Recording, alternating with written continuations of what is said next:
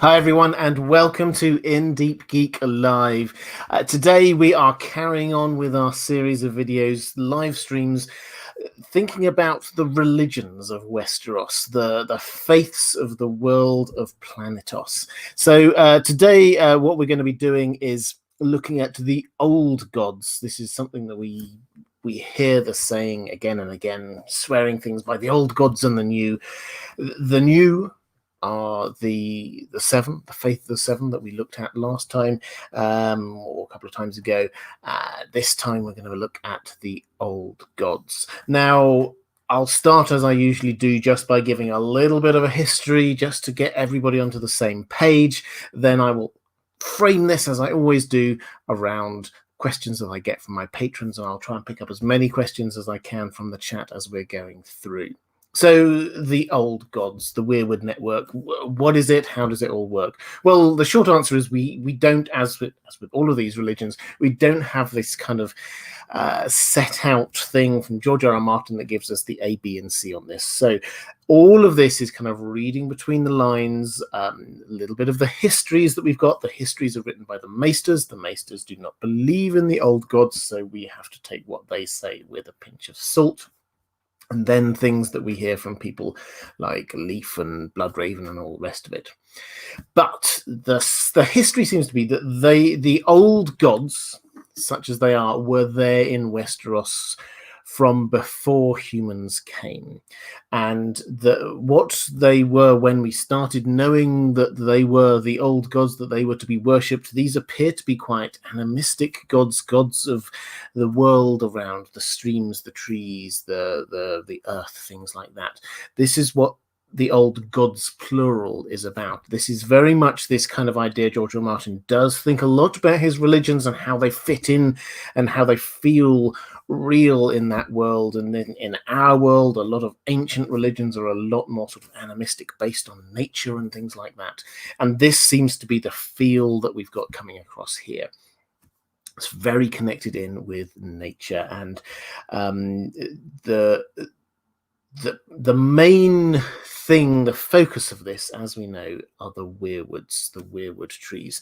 Now, the children of the forest who worshipped the old gods believed that the old gods were the weirwoods. So suddenly it's not lots of different trees and fields and streams and whatever else. This is the old gods are the weirwoods. And we come to an understanding through the books that the weirwoods are this depository or repository of memories, of lives, of old green seers that have been sort of sacrificed up into the tree, and they can remember things. And so suddenly these gain an immortality, if you like. And so because of this, they do become almost godlike, because they have this huge amount of knowledge and understanding that can be tapped into. So that's what we have. The first men, when they came in, did not worship the old gods. They came around to worship the old gods at the time of the pact between the children of the forest and the first men. The pact is probably something for a completely different live stream, but it's a fascinating subject, because you have to wonder exactly what was going on, because it does not quite make sense based on the information that we've been given. The first men were winning. They were taking over. They were chopping down weirwoods. They were burning down things. The children of the forest were on the run. However, they reached an agreement between the two of them, and not only did the first men agree not to stop hostilities, but they also started worshipping whatever it was that the children of the forest were worshipping. So you have this moment where clearly whatever it was had shown its power to the first men.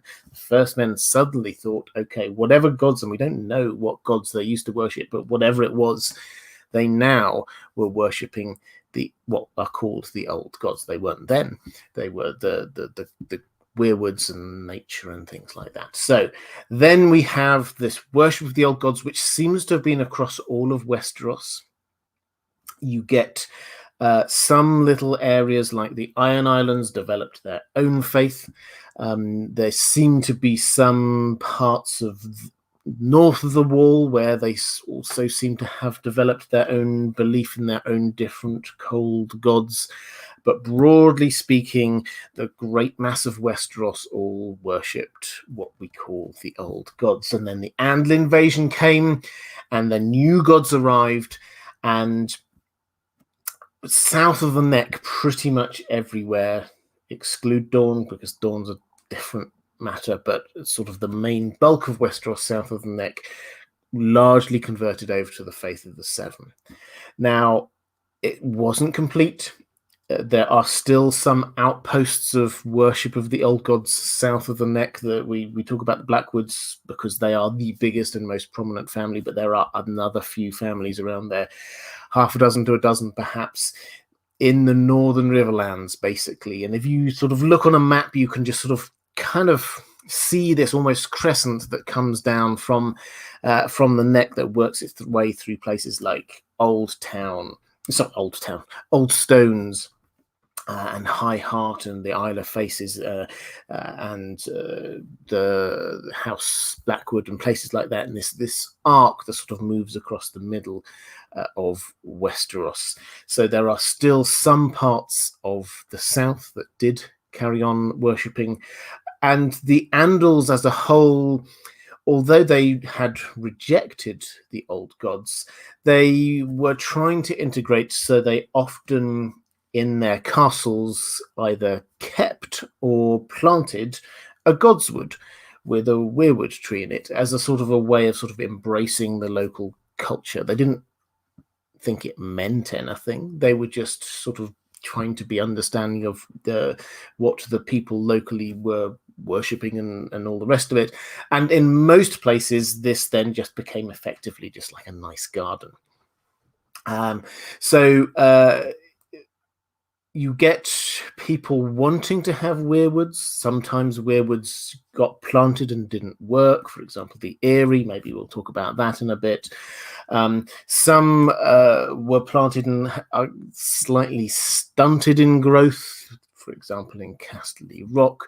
Others grew huge, but then died or perhaps were poisoned. House Blackwood, again, we may talk about that in a moment, but they are dotted around, but it's almost, you could almost count where they are.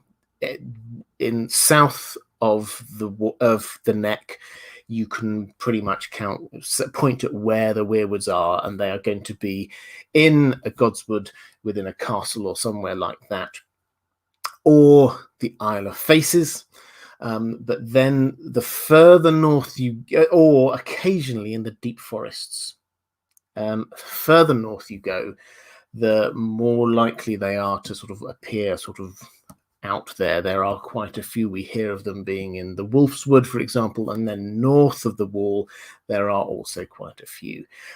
But that is where they're at. And then over time, as with so many things, we see the North remembers, the North seemingly forgets, and the worship carries on. Maybe I'll talk a little bit in a moment about what the worship practices are, because it is a very different religion to, say, the Faith of the Seven or the worship of R'hllor. This is a lot more low key. There's not a priesthood or anything like that, but it's more a way of life and a set of traditions than it is an organized religion.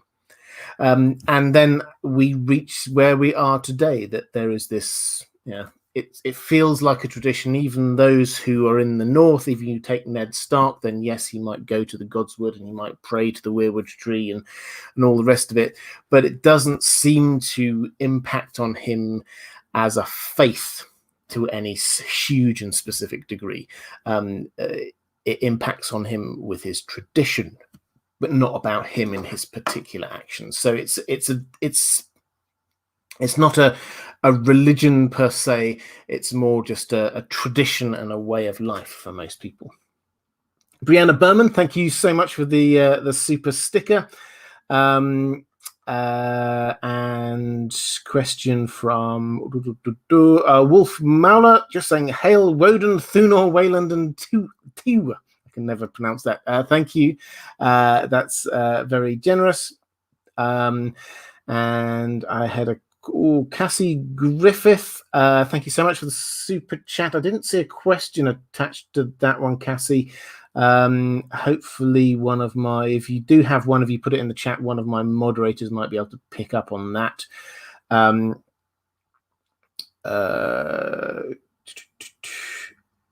I had one more question, I think. Oh yes, Umberto Pena, thank you so much, saying, hi Robert, greetings from Mexico. Oh, hi there. How prevalent were the old gods in Dawn? Was it prevalent, or were there perhaps other divinities before the arrival of the Roinar and the Faith of the Seven? Well, again, this is going back in the mists of time, but the clear implication from what we're told is that, yes, there were weirwood trees, but they were cut down by the first men as they moved across, because this is how the first men moved into Westeros, was through the Arm of Dawn across there, and then sort of moved up through Dawn. Now, we don't really hear of weirwood trees in Dawn these days, so whether they were literally all cut down, which is entirely possible, or whether it is a matter that they can't grow them down there. Now, this is something which I suspect will come up several times, but there's a very clear implication that the Weirwood network, for it is a network, is not just individual trees, but they are all connected underground through the root system or something like that. And there are some places that they don't seem to be able to grow in. Going through mountainous, stony terrain does seem to be one of those things. So it's possible that they were cut down, but then they couldn't reconnect because it was just the Red Mountains cut off Dawn from the rest of Westeros. So that's entirely possible. Were they there beforehand? We don't hear about it, but probably the clear implication is that probably. And I had a question from Donna Daly, saying, there are trees in Essos that seem to be the inverse of weirwoods. Do you think they are connected to the network? Thank you. I've got a couple of questions on that. I'm going to wrap this on, Donna, if that's okay. I'm going to wrap this question up with those. You're thinking of the shade of the evening trees, and the short answer, which I should give now, I should give a slightly longer answer in a moment. But the short answer is that George R. R. Martin has deliberately set these up to look and feel as like the polar opposites of weirwood trees. And the question is why, but the answer is, or the implication of what there is that they are also magical, and we do see that in people like Euron. Mara Lee, thank you so much for the super sticker. That's very kind. Oh, and Andrew K, this was Cassie's super chat, just wanting to say thanks for all your content. Well, thank you very much, Cassie. That's very kind. I think that's me caught up on the chat. Before I went on air, I did have a couple of. I had Ryan Larkin. Thank you so much for the super sticker.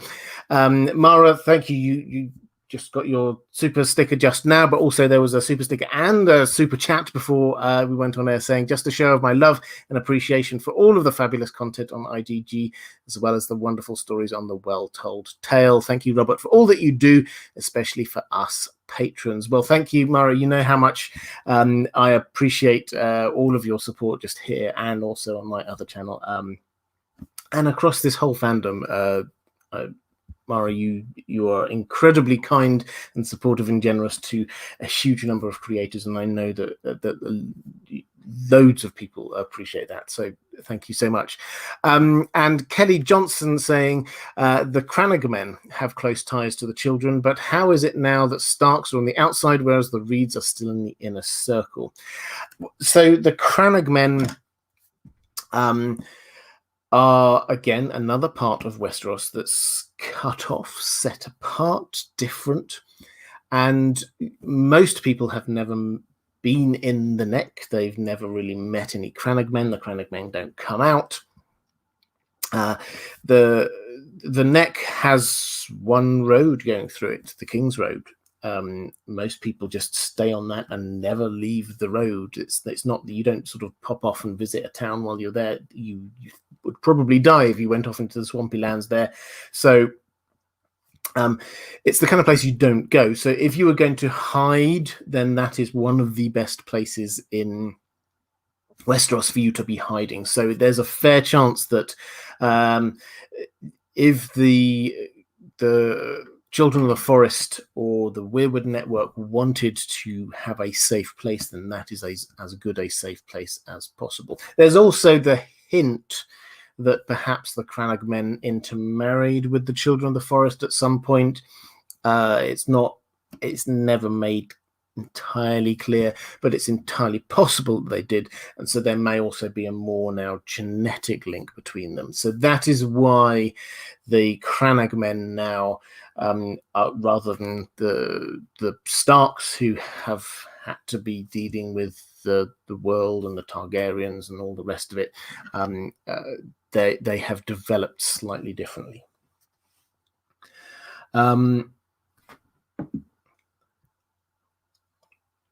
And Greet Weirwood in the chat just saying the Starks had succession crises or two where it's likely that history and ritual may not have been passed down accurately. Chinese whispers, yeah, absolutely right. That's the almost certainly where a lot of this ancient knowledge has gone, is that the Starks, if it's passed down one generation to the next generation to the next generation, and then some of these generations sort of move about a bit, so it's not just father to son, it might be like father to nephew, and they might not have even been talking, and there was a small coup attempt. That kind of thing happened again and again and again. We think of this as being very linear with the Starks. It's not at all. It's very complicated with them. So yeah, that's where things will have got forgotten, whereas with the Cranagermen, very close knit community. The Jack of Hearts, thank you for the super chat, saying, hi Robert, what do you think is the significance of the faces on the Weirwood trees? Do the different facial expressions have any consequence? This is a really interesting, and I'm pretty sure I had a question from one of my patrons on this. I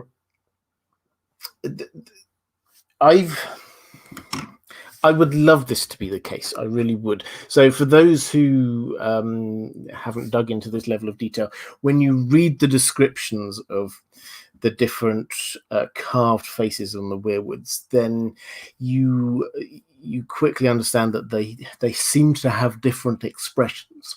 The different trees have different expressions, and there's also sometimes a hint that a tree may have a different expression that changes over time. Now, this could just be sort of a trick of the light. It's it's a living thing, obviously, the tree, and it has sap coming from it.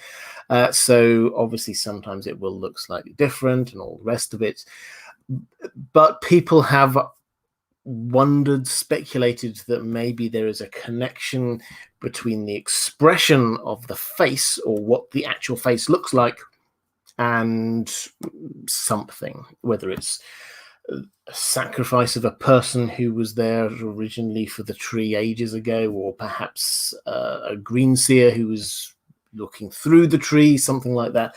All of these things are possible, I have to say, but none of them have been made explicitly clear. I think that it's one of those things that carving a face into a tree is never going to be perfect art, completely representative of a face. So it is just at sort of a high level. Is this a happy looking face, or is this a sad looking face, or an angry face? It's not, does this face look like a specific person? So Yes, it's entirely possible that the tree does take on something. If, for example, Bran is working through a tree, then it might take on something of what's he's putting through it, his face, his personality, and all the rest of it. But it's not yet been made 100% clear, is the honest answer on that one. Heather O'Connor Zamora saying, no question, just a small thank you for covering this topic and for all your amazing content. Thank you. I really appreciate that. That's very kind. Ryan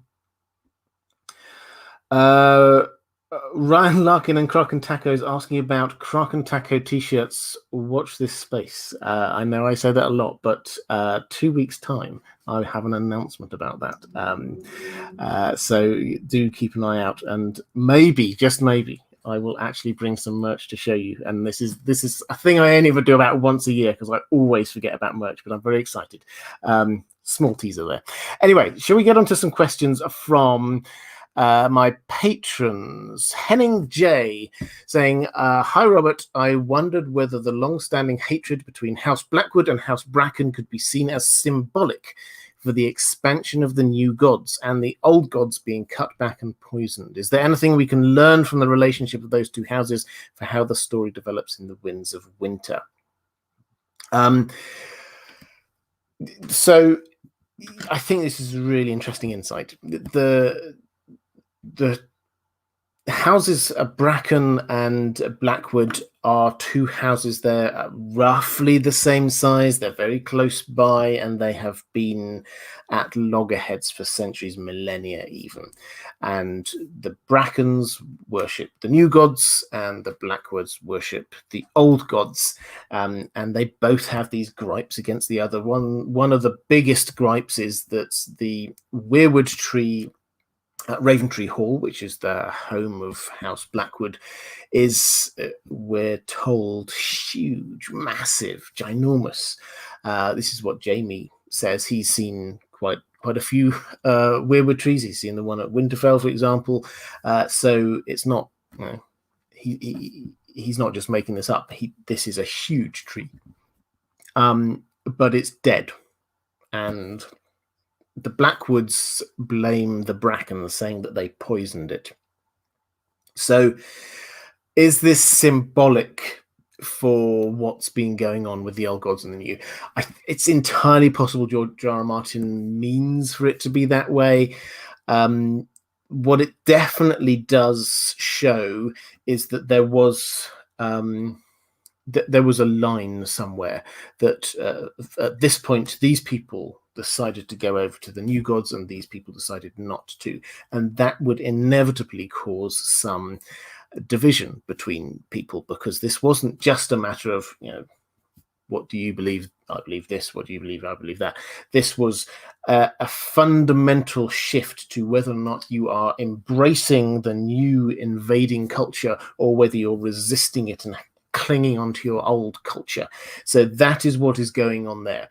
And the houses south of the neck that kept the old gods, inevitably they have to be representative in some way of this struggle, this fight between these two different faiths and religions and belief structures.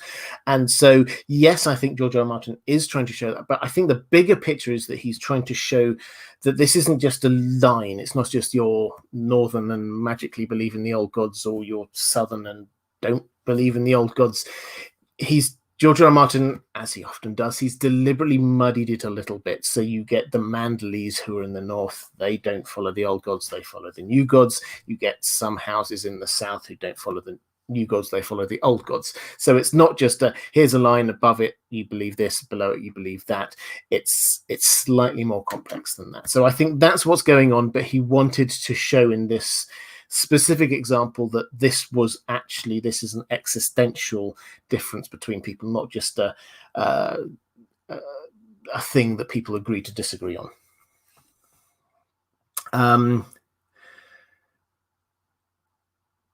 Walla Witza saying, could you please do a quick analysis of Bran's Weirwood visions, specifically the appearance of the first Stark Lords and how they look surprisingly like the Karstarks? Well, I did a video on this relatively recently. I'm going to say about a month ago, looking at Bran's visions through the Weirwood Tree. There's this is the last we see of him, incidentally, in the books. In the, Dance with Dragons, he has the Weirwood paste. He sort of, his magic gets opened up, and he can now do stuff through the Weirwood network. First of all, he sees his father, Ned, calls out to him, and Ned turns around and goes, who said that? Then he sort of comes back, and they say, right, well, that's enough for one day. You've discovered your powers and your talents. And then Bran starts to go to sleep, but then immediately straight back in with the visions, again going through the Weirwood Tree, and he sees this whole series of visions, one after the other, apparently going back through time, seeing through the Winterfell Weirwood Tree. Now, I won't remember all of them off the top of my head or try and interpret all of them. You can check out that video if you're interested in that. But basically, we get, yes, we've had Ned, his father, then we sort of go back in time. We have a couple of children playing who it seems are Lyanna and Benjen. Then we sort of skip back through time. We get someone who looks like it's probably Sir Duncan the Tall, and then we skip all the way back to the beginning, which is what I think you're talking about, where he's gone through this whole series of the faces flashing past like the Starks, but they all have beards and they're big and grizzled and all the rest of it, before he gets to this very first vision, which is of a blood sacrifice before the Weirwood Tree. Why do they all look like the Karstarks? Well, the Karstarks are effectively a cadet branch of the Starks, so they are from the same family. Effectively, the Karstarks look a bit like the Starks. Now, in terms of my interpretation of all of this, I think that the important thing is not so much that this is an interpretation of a vision. We need to understand what it all means. This is showing what Bran can do. And that is the point of what is going on here. George R. Martin is showing us his ability to do things through the Weirwood network, to see things, to understand stuff, and also a little bit of a break away from what he's being told to do by the Weirwood network. So this is so Bloodraven basically says, stop it now, you've had enough. And he goes in and does stuff anyway. And I think this is a hint to the fact that this isn't just going to be this wonderful training montage where Bran sort of gets taught all these things and then magically is a tree wizard. He will be taught stuff, but he's also not just going to be doing things exactly the way that he's told all the time.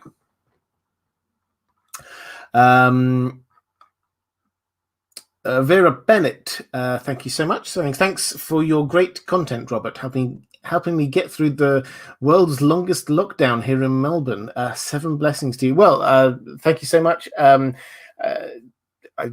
Lockdowns... you have my sympathies. I have no idea how long the lockdown is in Melbourne, I have to say, but if it's a long one, then you have my sympathies. It's here we're sort of all over the place. I'm not going to get into that, but I'm very happy that if I can provide some diversion or something to keep your brain ticking over then this time, then that makes me incredibly happy. So thank you so much. Then I said I had some questions about the Shade of the Evening tree, so let's get into those. That picks up on someone was asking about it, always forgetting in the chat. See whether it was Donna Daly, that was it. So my patrons were saying, Diego Godoy saying, hola. Could you please discuss the possibility of the existence of Weirwood trees in Essos? If the continents were once connected, did the Weirwood network extend all across Westeros and Essos? And is this somehow connected to the Shade of the Evening that Euron drinks? Mara Lee says, could I compare and contrast the Shade of the Evening with the Weirwood paste? And Lady Eternal says, could you break down your theory about the connection between the Weirwood trees and the shade of the evening trees, what that connection implies regarding the parallels between the magic of the children of the forest and the magic of the undying ones, etc.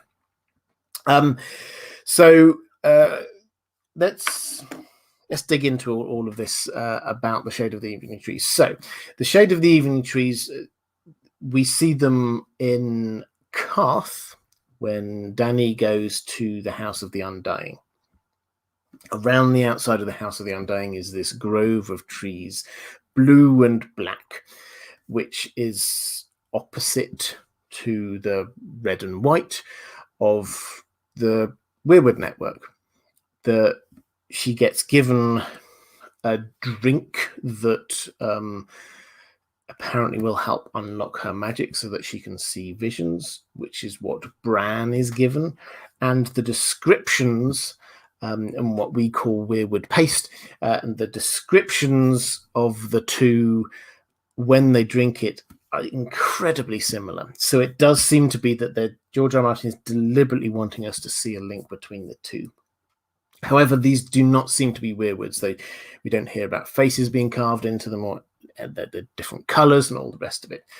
Now, I don't think I can claim it to be my theory. I think I first came across it from Amanda, the Disputed Lands. I did a video with her just last week if you're interested, about something completely different.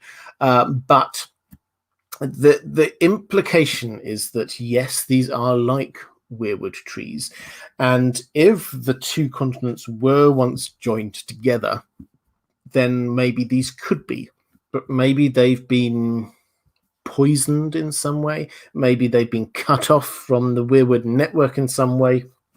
And this kind of fits in with this idea of the Hammer of the Waters, which is this huge spell that the Children of the Forest cast, apparently, according to legend, to try and stem the flow of humans coming across the Arm of Dawn. They sort of cut off the two continents.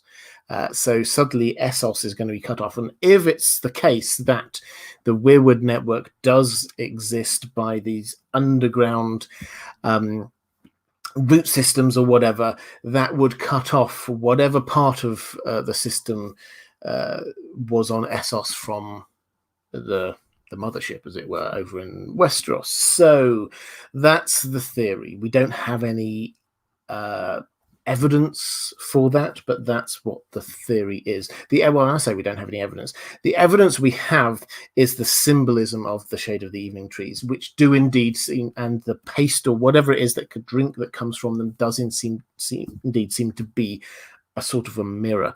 So at the very least, these are two very similar types of trees that we get told they are in groves and all the rest of it. Now, what does this mean regarding Euron? So Euron, we've been over this a few times with him, but there are, if you read back through what he says, there are implications that Bloodraven reached out to him at some point when he was a child. He was one of these that, like Bran, Bloodraven seems to have reached out to in his dreams, trying to see whether he's got any magical powers. And it didn't work for whatever reason. But Euron then, just before he comes into the action that we know about, he takes a ship off the coasts of Essos, and the ship contains Piet Pri and 3 other warlocks who have left Karth. This is after Dany has destroyed the House of the Undying. And they have with them a whole barrel full of this Shade of the Evening drink. And Euron starts drinking it, and as we know, this awakens magic. And he starts seeing all these visions of what he thinks of the future. Now, this is clearly, therefore, a mirror. If we're saying that this is that the Shade of the Evening trees are a mirror to the Weirwoods, then this means that what Euron is doing is being a mirror to what Bran is doing. They're both seeing visions, as it were, but Euron is seeing them through this sort of twisted, broken, poisoned version of what's going on with the Weirwood network. So that's what we've got. Does that mean that we should trust these visions from Euron?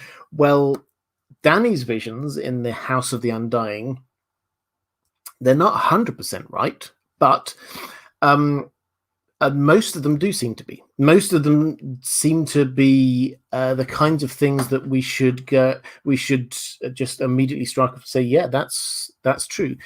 That actually happened. There was a vision of the Red Wedding, for example. There was a vision of Rhaegar and Elia that seems completely legitimate. There's lots of these. There's one of her childhood that definitely seems true. There's lots of these visions that we kind of builds up our trust that there is a truth thing going on there. There is actual magic, real magic happening. So what Euron is doing when he's effectively ODing on all of this Shade of the Evening juice or whatever it is, he is seeing magical, real visions of the future, but perhaps he's having so much of it, and perhaps his mind itself, he's so crazed that he is interpreting it in a different and wrong way, in the way that perhaps Melisandre sees true visions, but interprets things in the wrong way. So that's the whole thing, is that Euron is one of these characters that George R. R. Martin has set up not just to be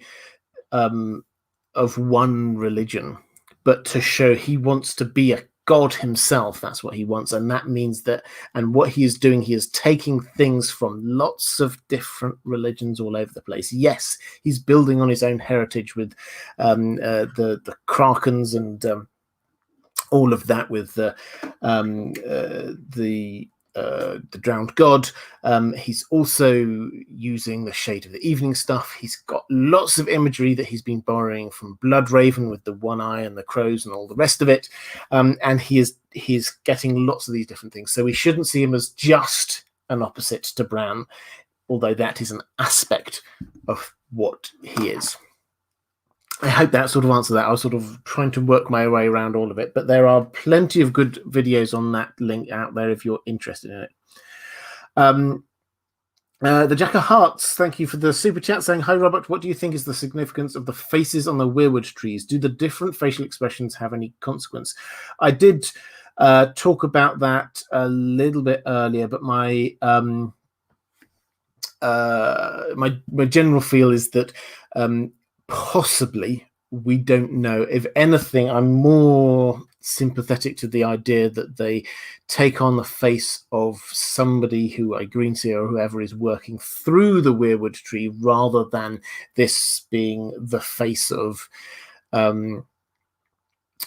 somebody who was sacrificed to it a long, long time ago.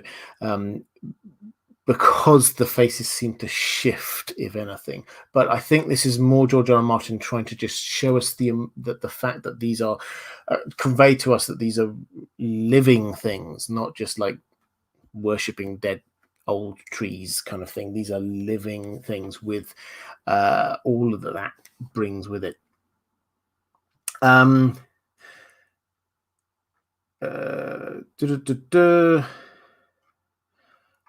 Maybe I answered that one. Maybe that is the question I answered for a while ago. Am I double answering? I'm pretty sure I had some more questions though.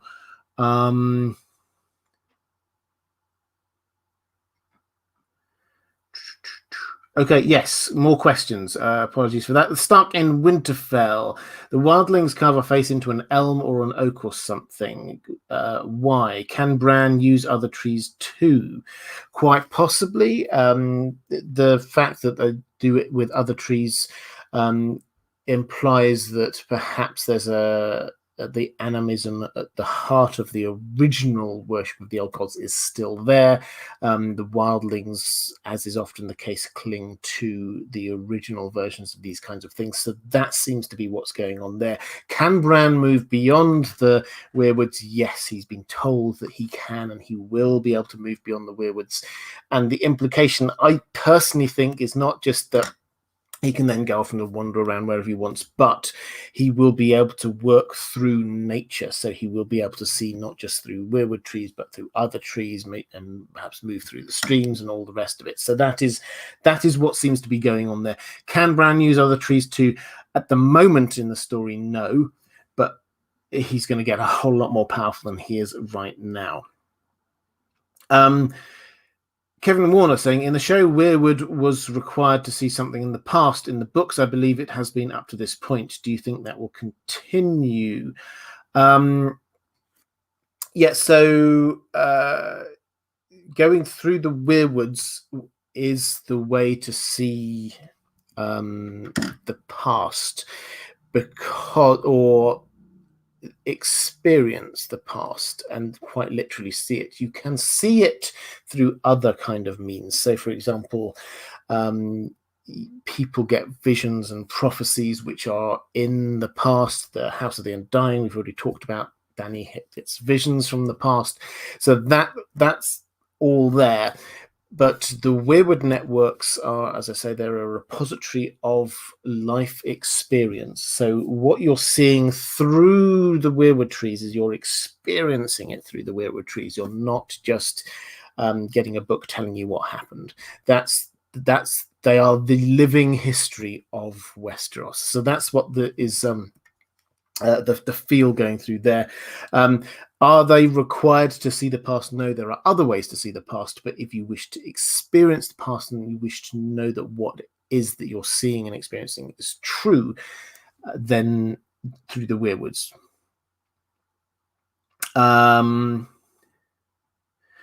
Question from Christina B. How does Bloodraven scout out his pupils? He comes to Bran and Euron in dreams, but how does he discover them in the first place? Through the Weirwoods?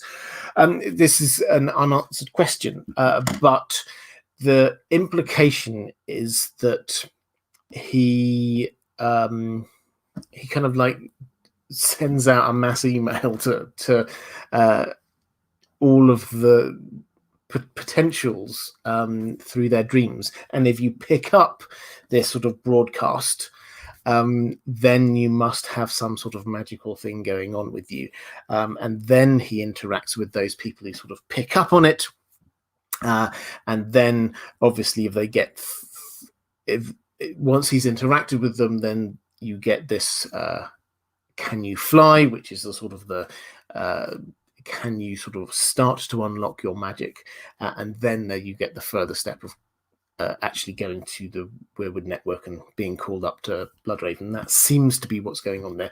But this isn't a thing that Bloodraven seems to have just been doing. We don't have at his cave system, we don't have lots of humans there.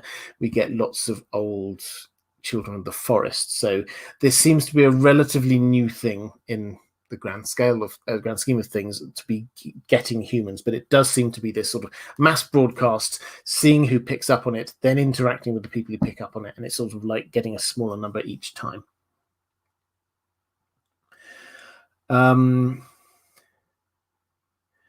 Stamford Bridge, thank you so much for the super chat, saying the rhetorical style, the accent. Were you Oxbridge? Don't answer if you don't want to, of course. Well, that's very kind. For those who don't know, Oxbridge is Oxford and Cambridge. I should pass on that one, but thank you. Sydney Rose, I feel like the Weirwood Network has created a new sub-branch of plant ecology and a new literary genre called horror botany. Happy Witchtober. Yeah, so a literary genre called horror botany is fantastic. There is, I don't think it's new. There was, it's a seamless segue into a plug for my second channel, The Well Told Tale, where I audio narrate what I think are the finest science fiction and fantasy stories ever, literally just about an hour before I went on air here. The latest story went up on the channel. It's also a podcast if you're into podcasts, which was an Arthur C. Clarke short story. But the reason why I segued over to that is that there is a great story by Nathaniel Hawthorne called Rappaccini's Daughter that I did for I don't know how long ago, about 6 months or so ago, for The Well Told Tale, which is, I think you could probably call it horror botany.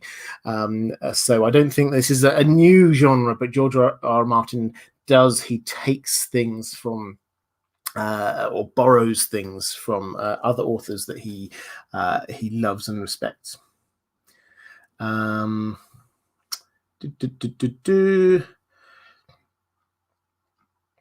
think I had maybe one more question from the chat, if I can pick it up.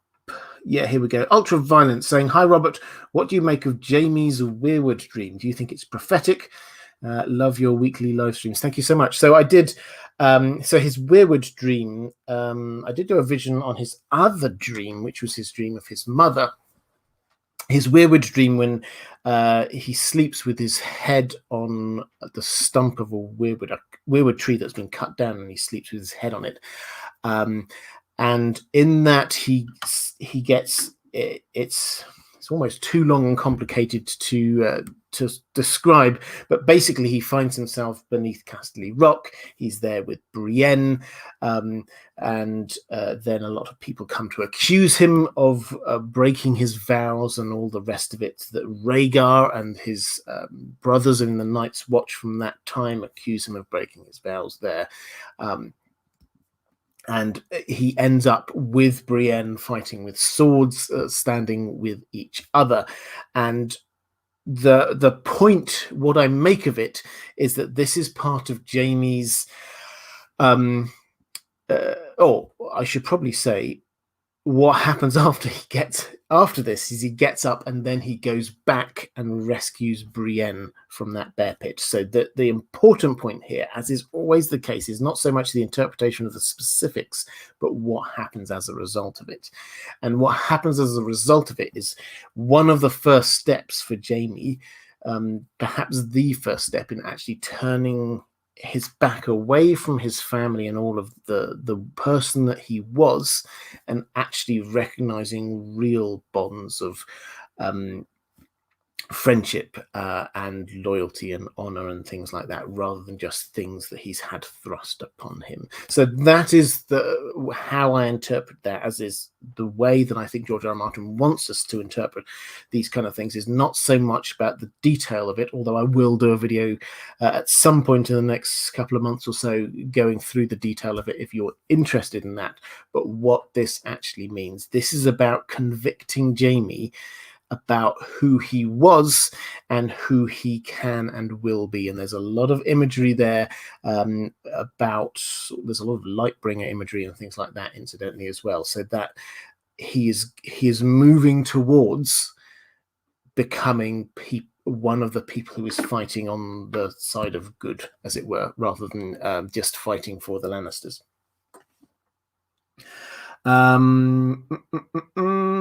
I think that's me caught up on questions. Oh, no, there's another one. Donna Daly saying, "We naturally have a human bias, so tend to think of Bloodraven and Bran as being the most powerful Greenseers. Do you think they are?" I think they're the most recent Greenseers. That doesn't mean they're necessarily the most powerful. What seems to happen is that the Children of the Forest,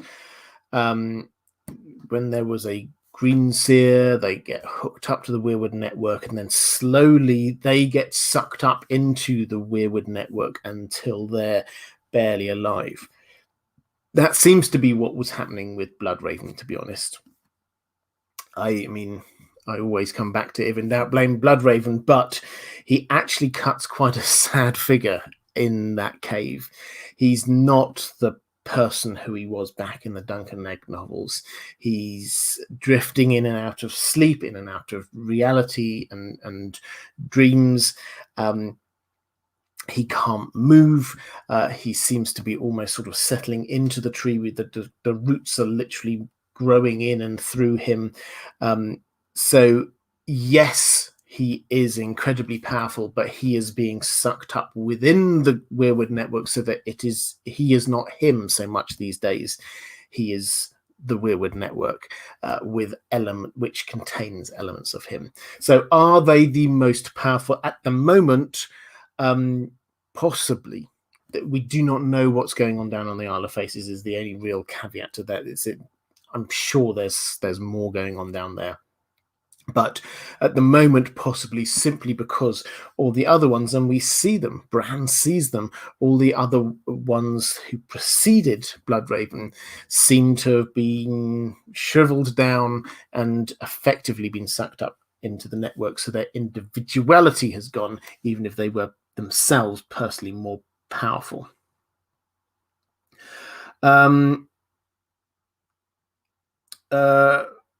Kraken Tacos, thank you for picking up on a question for someone in the chat from Paladin Pony T, saying, how do you think the Heart Tree and Harrenhal survived Dragonfire? Because it never described burned, and we know it is still there because Daemon cut into it. So we're told that Aegon burned and melted, or Balerion burned and melted the 5 towers of Harrenhal, which was obviously hugely destructive and all the rest of it. He did not burn the entire, and yes, obviously there's other things going on around, but he did not burn the entire place. Harrenhal is huge, and the Godswood in Harrenhal, off the top of my head, I'm going to say I think it's 7 times the size of the Godswood in Winterfell.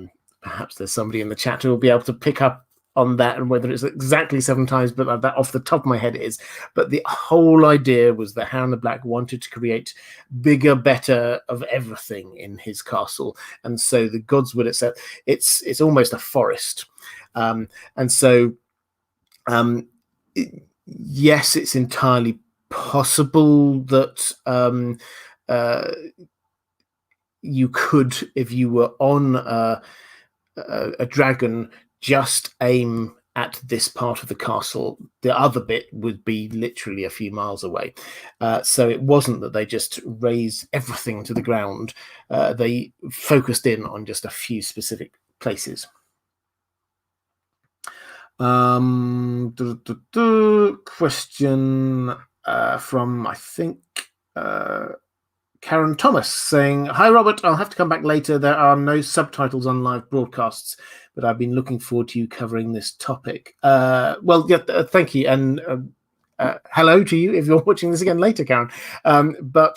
Yeah, unfortunately you can't. So I try my best with to make sure all of my stuff is as accessible as possible. So I try and make sure that if you need them, it automatically does clever things and puts the little subtitles under there for all of my videos. Obviously, when I'm doing a live stream, then it can't do that. Yeah, so thank you. If that helps anyone who does need them and didn't know that that's the case, you can go down and just sort of change the settings and you can put the subtitles up there. Obviously not while it's going live. Question from Mouse Meinhardt, saying, hello Robert, you have mentioned in the past the Weirwood network can't run under large bodies of water. I have 2 questions. First being, how big is the God's Eye, as I always imagined it to be as big as Lake Superior in Minnesota, which is so big you can't see the shore on the other side. My second question is, how can the Isle of Faces still be connected to the Weirwood network as it is in a large body of water? Okay, so I'll start with the facts and sizes and all the rest of it before getting into the how might this work for the Weirwood network. The God's Eye Lake, we're never given an exact size, so what we have to go by is the maps that George R. R. Martin has sort of authorized and signed off, and when we have descriptions of how long it takes people sort of ride around it and all the rest of it, then we can sort of work out roughly what size it is. And it seems to be a bit less than 100 miles end to end, roughly. That seems to be what it is. The Isle of Faces is said to be in the middle, and it looks, again, no one's been there, so we haven't got any actual, in the books this is, so we haven't got any actual descriptions of how big it is exactly, but it looks like it's bigger than Dragonstone, for example, on the maps. It's not just like a small teeny tiny island, it is quite significant. So it's definitely a few miles across. If it were, say, 20 miles across, that would mean that from the Isle of Faces to the shore, then that's, say, 40-ish miles. Now, my instinct is that the God's Eye is probably, it's not a circle, so there will be some areas that, are closer to, so that the actual distance is a lot smaller. And we do know, for example, that Howland Reed, in a little coracle boat, paddled there from the shore all the way to the Isle of Faces and then back again later. So that doesn't seem to be the kind of thing, even with favorable conditions, that doesn't seem to be the thing imply that it's a very, very long way. So it's significant. It's far enough away that you actually have to get into a boat and go across there in order to do it. You certainly couldn't swim it, but it's also not stupidly far away. So that's what we have in terms of all the numbers. George R. R. Martin, as always, he is very vague about these things. He doesn't want us to be doing this like kind of level of nerdy detail, because that would involve a huge amount of extra work for him. But that's the rough order of things. In terms of how does this work with the Weirwood network? Now, I've said what you picked up on, as I've said a few times, is that the Weirwood network seems not to be able to go under bodies of water. Now, it seems more that it's not so much about going under bodies of water. It seems more that there are some distances that it still doesn't seem to be able to go through. If you imagine the Weirwood network as just a whole series of roots under the ground, we're told that a weirwood tree could not grow at the top of the Eyrie. The Eyrie is all obviously stone all the way up, so it couldn't sort of burrow through the stone to get through. There appear to be no weirwood trees on the Iron Islands, for example. Dawn doesn't seem to have any, as we've said. That has to go through the mountains. Now, and also there don't appear to be any over in Essos. Now, all of these places sort of across the water, they're actually lot further than that 30-40 miles or whatever it is that we say to get from the shores of the God's Eye Lake to the Isle of Faces. And my best guess is that if you're trying to find a practical answer to this, is that, well, perhaps the Weirwood network started on the Isle of Faces, and then its roots just went out and out and out and carried on going. Perhaps it's soft ground underneath that, and then they went out underneath it and came up the other side. And it doesn't therefore matter how long that takes. Maybe that took tens of thousands of years for that to happen. We do not know. So that's the answer. It's about what sort of Earth they're going through as much as the distance and what's above it. That seems to be the main point here. Question from I thought I had another. Oh yeah, Sydney Rose. Another question, Grandmaster. Do you think Bran will restore the cut down Weirwood in King's Landing? Will he ever be consumed by the Weirwood network? I don't think we'll find out on the first part what he's going to do as a king so much. I think that the story will end very soon after he gets crowned. I think after he gets crowned, we'll then, a bit like they did on the show, just in terms of where they showed the action afterwards. Bran becomes king, and then they sort of cut off to what happens to the other people. Here's Jon's final chapter, here's Arya's final chapter, that kind of thing. That's how I imagine it will probably end up. So we're not going to get this sort of long future history about what King Bran did. We're just told there he is, and this is the sort of king he's going to be. Will he get sucked up within the Weirwood network? I think it's going to be a slightly different case in that he is going to, rather than getting hooked up into it, he is going to be obviously free to roam around. However, he is going to be partly subsumed within it. So the Weirwood network is working through him. He is not going to be completely himself anymore. So again, on the show, whatever you might think of what Bran was like in season 8 with this slightly glazed look and sort of ethereal monotone way of talking, this clearly tries to represent the fact that something happened to him that meant that he was not the old Bran anymore. He had that element still in there, but like Bloodraven was Bloodraven, but had been partly sucked up and subsumed within the Weirwood network, Bran will be the same. There'll be enough of Bran left for people to know and understand that this is Bran, but at the same time, he is going to be a huge part of the Weirwood network.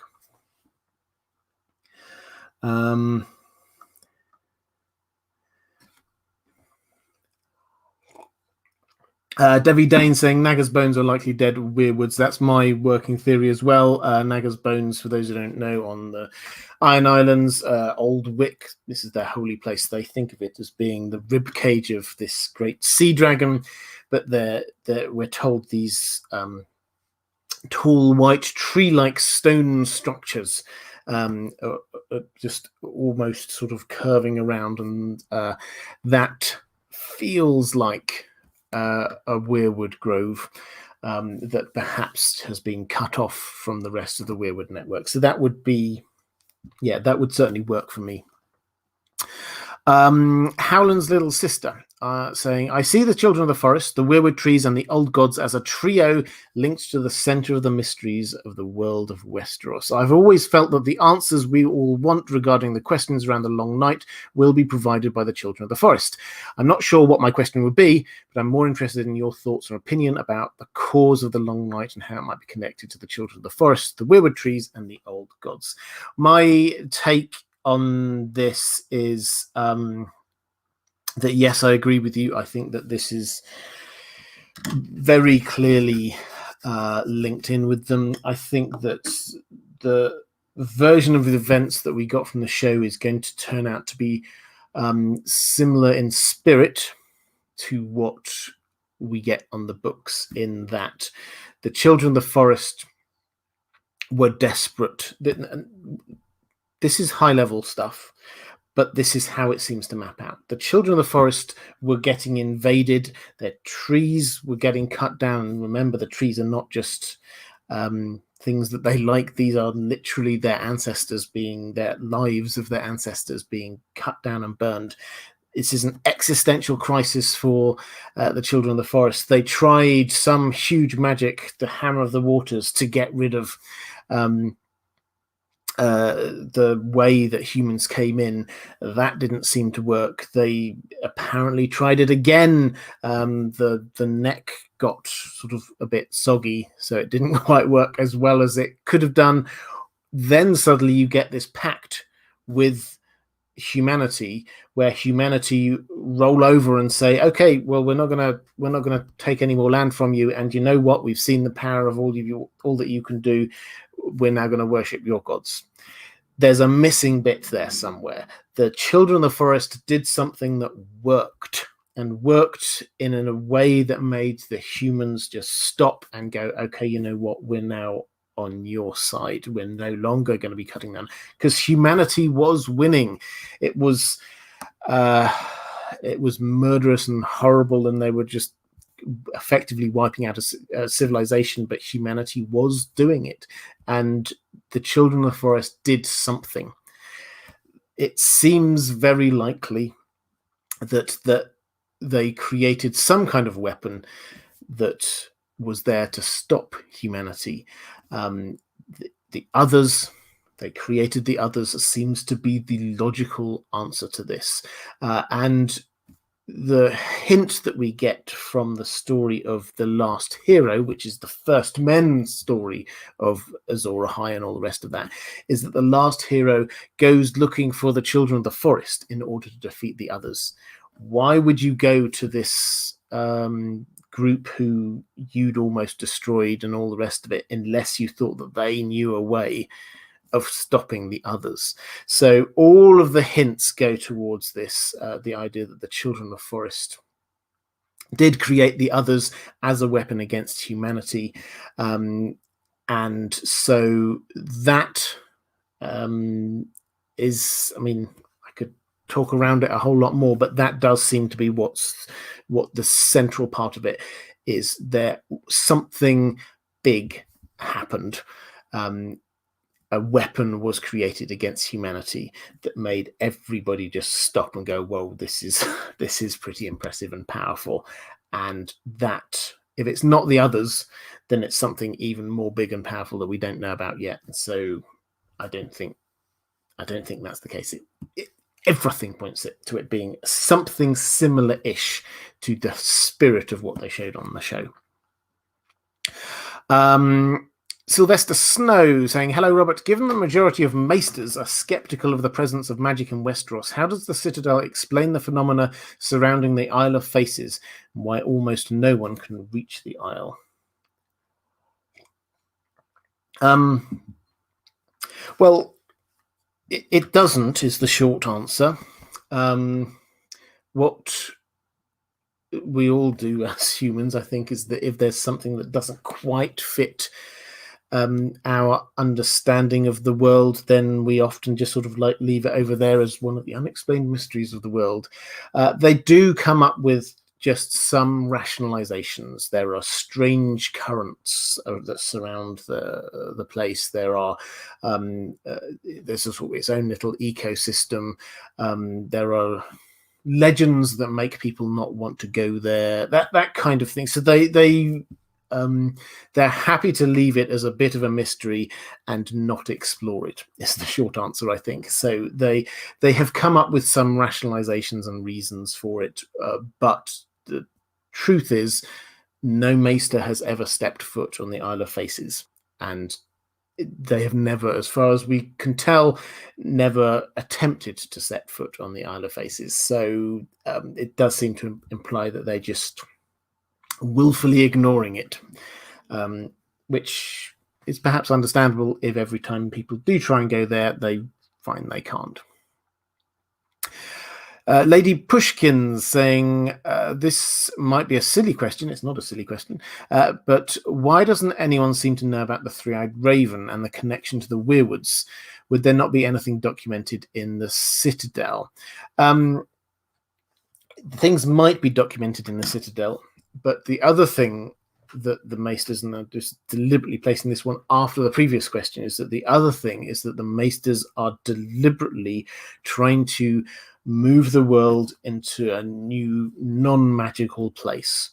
They are scoffing at the ideas of magic everywhere. They are not wishing to advertise things that could perhaps still be magical. They are just wanting to gloss over them as much as is possible. So yes, there may well be bits of information, and some of the maesters who went up to the wall have written stuff like with the legends of the children of the forest and all the rest of it.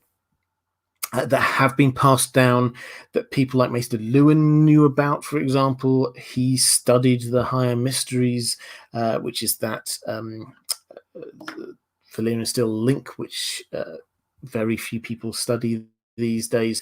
The people who studied magic will be aware of it in theory, at least, but the Maesters just don't spread this knowledge around. There's huge amounts of information in the Citadel, but the maesters are deliberately keeping a monopoly on it, and they're not even the people who head off to be maesters to the great lords and ladies of the land. They are not told everything. They just learn the things in very clear and specific silos.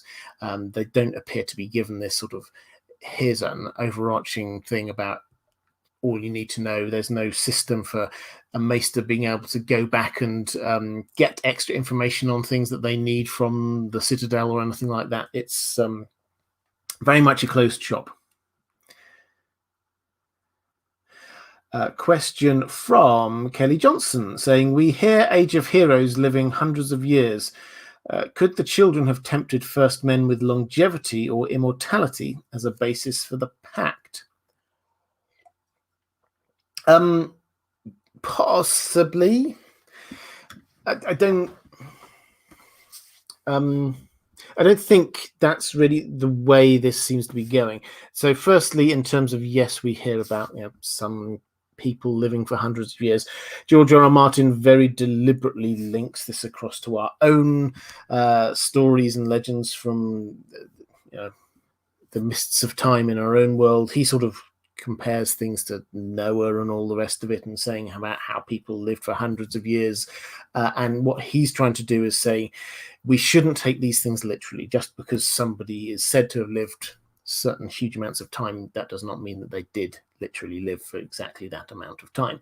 Now, so that's what he's wanting us to come away from that with. Is it possible that the Children of the Forest bribed humanity by suggesting that, giving them powers to do?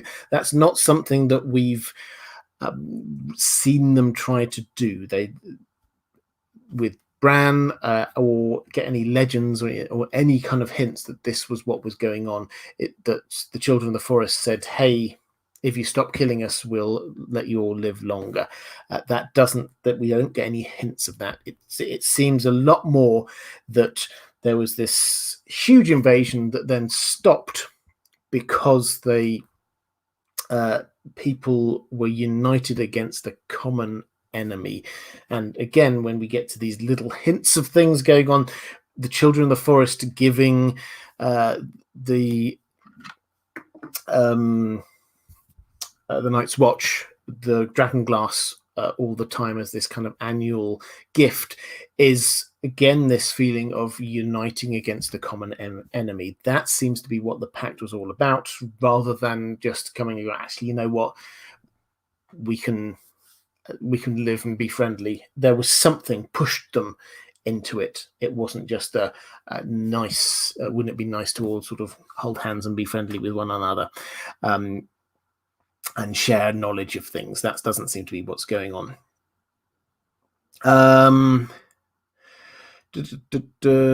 Lady Pushkin's also question saying, if Jon's connection with Ghost is weak at the wall, do you think he would be able to walk into it and out when he died and is likely resurrected?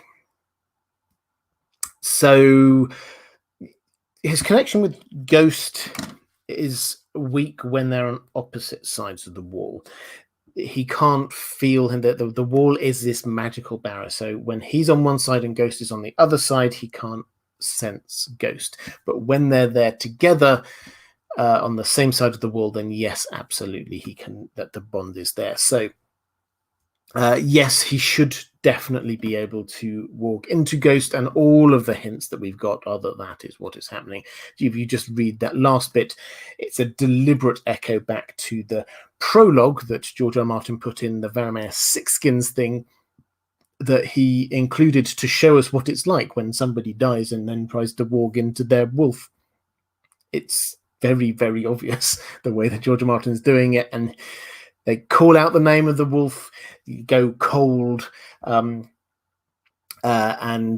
that's exactly what happens with Jon. He calls out the name. The last word he says is Ghost, and then he feels the cold. And so that is what is clearly what's going on. So all the hints are that is what is happening, and he can do.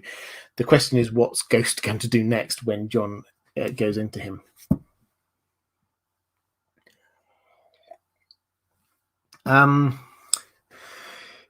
Zakalok saying, hello, Robert, and thank you for your great content. Thank you. It is always a pleasure to listen to you in my car when I go to work. I love hearing how people listen to this. This is great. My question concerns places in Planetos where the Weirwoods and the Old Gods could have an influence.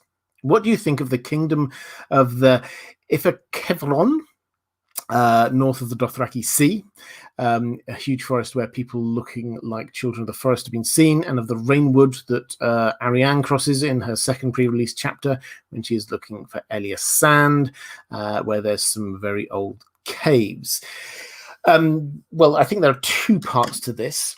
The first is that, yes, there are legends of in Essos, there's this large forest, huge. Essos is huge. We often forget how huge it is, but there's a large forest sort of Cohor, Norvos, that kind of area to the sort of the north of the Dothraki Sea, northwest, where there are rumors of these figures who sound very similar to the Children of the Forest.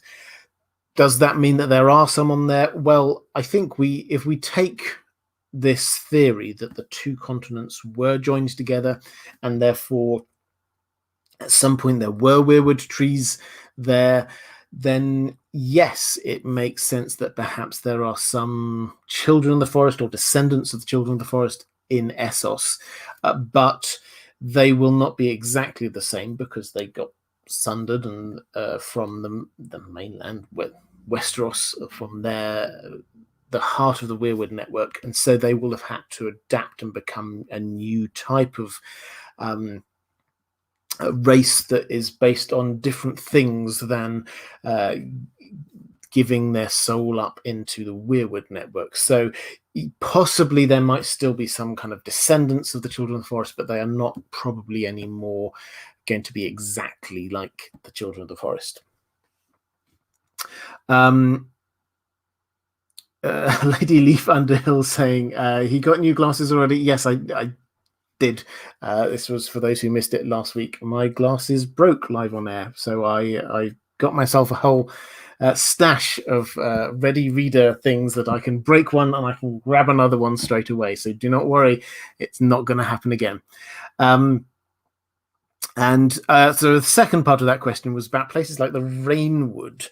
And there's also other places like Cracklaw Point as well.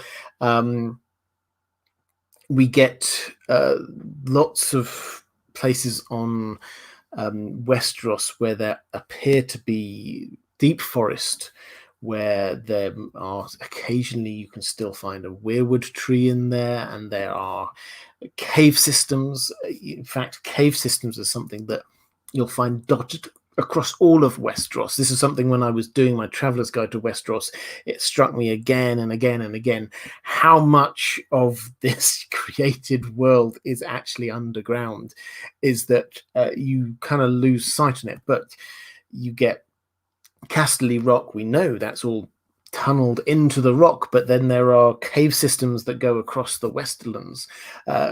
Castle Black has got, they've got these when it gets too cold above ground, they've got corridors and things living underground. Moletown is called, or Moletown's called that because most of it is underground. There are apparently a network of cave systems that go through the wall. We hear about there being cave systems in Dawn, in the Rainwood, and lots of other places. So there are cave systems everywhere. The whole continent is riddled with these cave systems, and yeah, it's perhaps entirely possible that they are linked together, and it's entirely possible that the Weirwoods are connected in. Now, this does one of the things that I didn't touch upon all that much when I started doing the background on this one is that yes, apparently the Weirwood network, they have power where the Weirwood network, where the Weirwood trees can see. At least that's what the legends are. That's why they've got the carved face on them, so that they can see things. However, it's clear that the most powerful green seers can go beyond that. That certainly seems to be where Bran is going. So the Weirwood network, yes, probably has got power in a lot of places that we don't think about, and more specifically, the green seers who are working through that do. Kelly Johnson saying, do you think Ulthos hides a children's civilization? I don't know is the short answer. I'm going to have to pass on that one. I will make a note of that, and I will come back and answer that one. Every now and then I get a question that I genuinely have never thought about before. So, Kelly, I will try and remember to answer that first up and next live stream. Good question.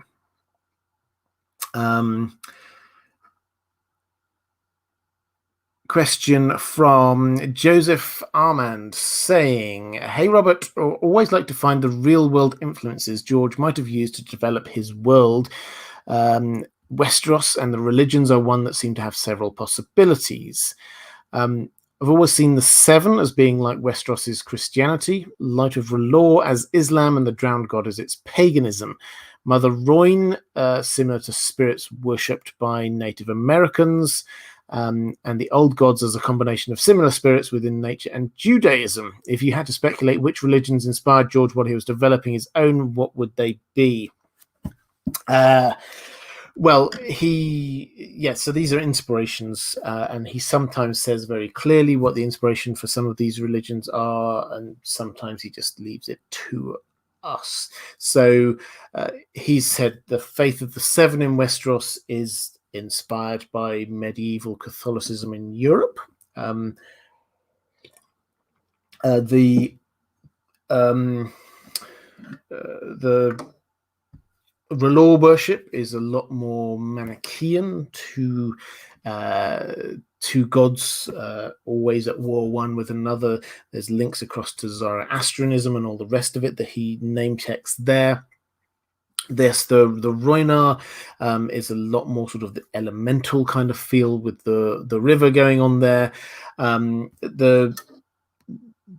This one, I would say, when we talk about the old gods, as I said at the beginning, it's the feel is very much this kind of animistic, and it's not connected to one religion in our world. If we're looking for inspirations, then it's all over the place. If you can look to the ancient cultures of our world, then huge amounts of them have got some kind of what we would call religion. They probably wouldn't call religion, but is an understanding of how the world works that is connected in with anthropomorphization of the things that are around them, the nature, trees, rivers, hills, things like that. And so that is the feel that we've got going on here with the religions there. There's also links across to Norse mythology and the great tree that Odin hung from, whose name evades me for the moment, but so there are definite links across with the Weirwood network to various things, but the main thing is the kind of the animism seems to be what's the main inspiration for this one. Donna Daly saying, as a Greenseer, Bloodraven, I believe, would have been a skin changer. He was said to have many spies. Do you think they were actual ravens? Yes, a lot of them were. So we get told that the rumors were that the birds were his spies, that he could, he had packs of dogs, wolves.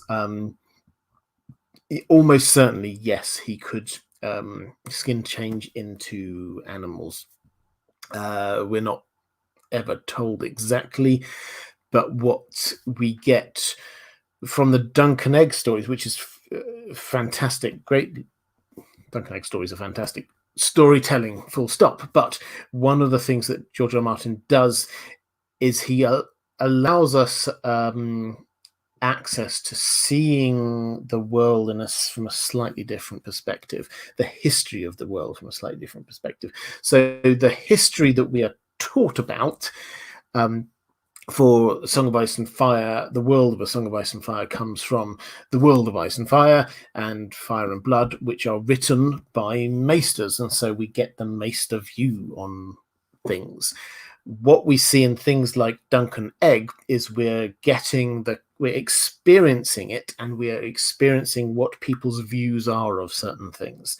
Now, that doesn't mean that they're right, but it does show us a different understanding of the world, and one of these is how people viewed Bloodraven, and the sort of all of the quotes that we have about 1,000 Eyes and One and all the rest of it. These are repeatedly coming back again and again and again to help us understand who Bloodraven is, because we're seeing it through the eyes of people who, if they don't know him, know about his reputation at the time, rather than somebody writing a history book 100 or so years later.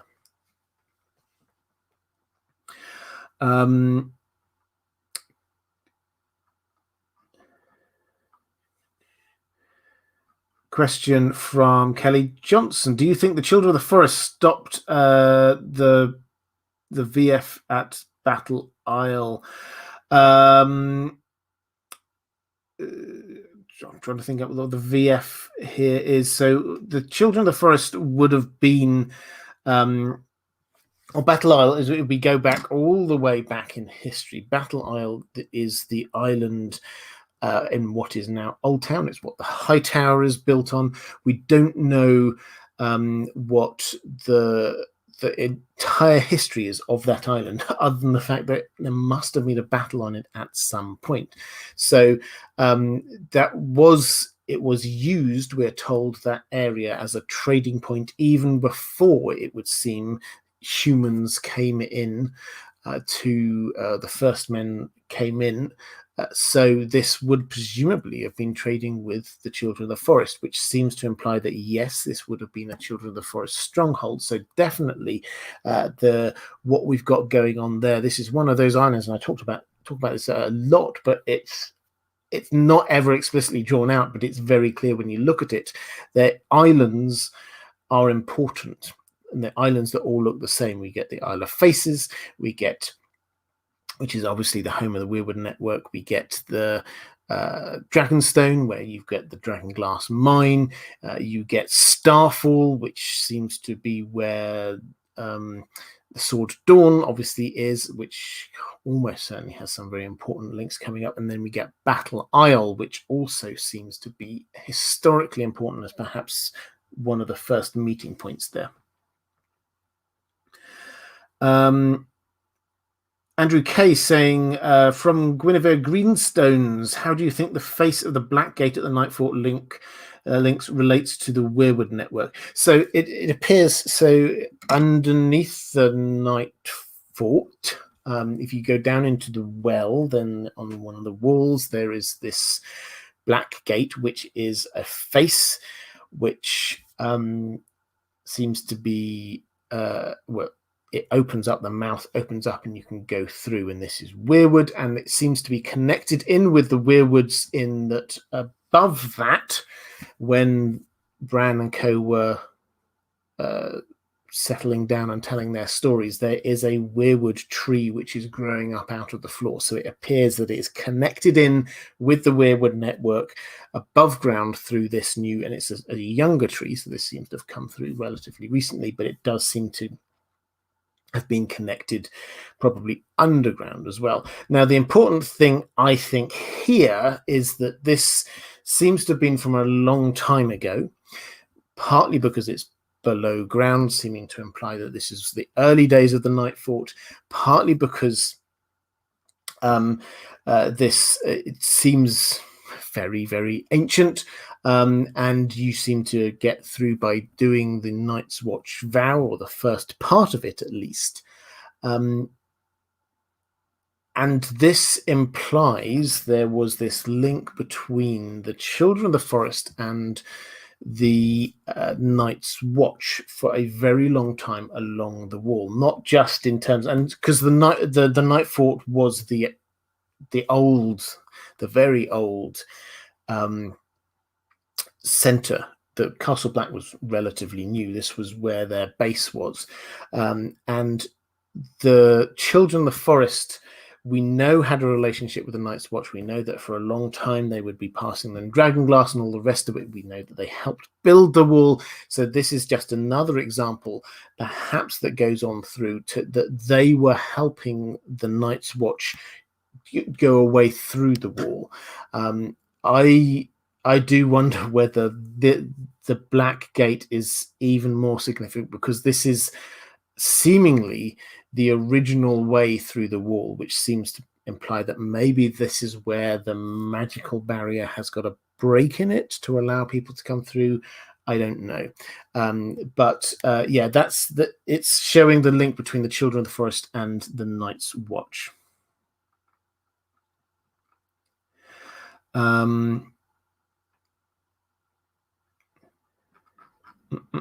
Okay, question from Shannon I. Adams.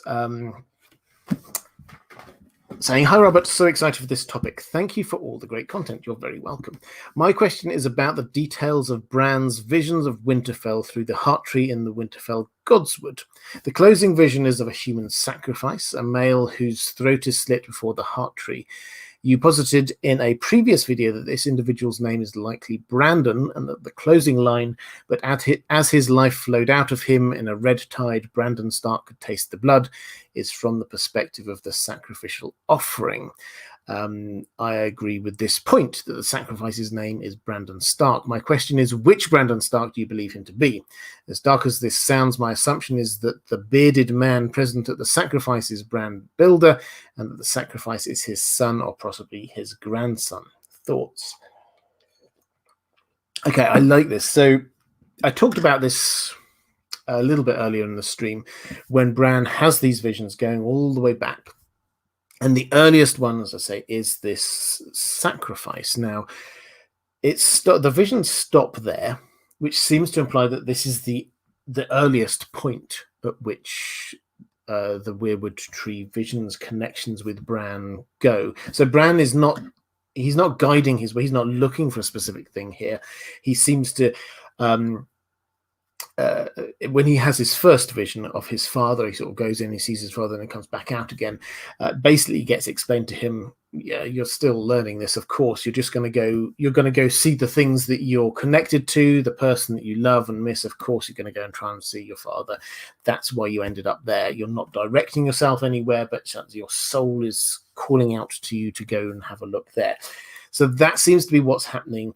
Literally, just a couple of pages later, when he goes into this whole succession of these visions through the Winterfell tree, the heart tree, the Weirwood Tree, and Winterfell, he seems to be seeing things that are connected in some way to him and his family and his experiences and things like that. So you get Benjen and Lyanna, who obviously were related to him, his uncle and aunt. Then you get Duncan the Tall, and a woman who is described as being as tall as Hodor, and you get a woman who might possibly be Old Man. Again, you get this link across to him with Hodor, and you can keep on going back, and you can start to see these links across to Bran and his family. There's somebody hacking off stuff from the Weirwood Tree in order to make Weirwood arrows, for example. This appears to be somebody called Brandon Snow, so there's a link across to him again with being the Brandon, and also this link across to Jon Snow, because this is a bastard brother. Now there's or going all the way through this, then we come back to the very beginning. And why stop there? It must be a significant thing, something to do with the beginning of the Stark's relationship with the tree, or something along those lines. And we see a sacrifice to the Weirwood Tree, it would appear. And the sacrifice, the language, it's deliberately vague, but when you analyze it, it seems almost certain that the name of the person is Brandon. The sacrifice is Brandon, and this is important because Bran himself gets this knowledge somehow of who this person is. But who is this Brandon? Well, I sort of started a thought process in that video that I did a month or so ago, saying that the Brandon that we know who was around at that time was Bran the Builder. He was the Bran who was around at the time of the founding of Winterfell and all the rest of it. So could this be Bran the Builder himself being sacrificed? That would be quite a major twist. But if somebody's going to be sacrificed in order to do some magic, maybe the magic is bonding the Starks to Winterfell, maybe it's something to do with the crypts, we don't know exactly what it is.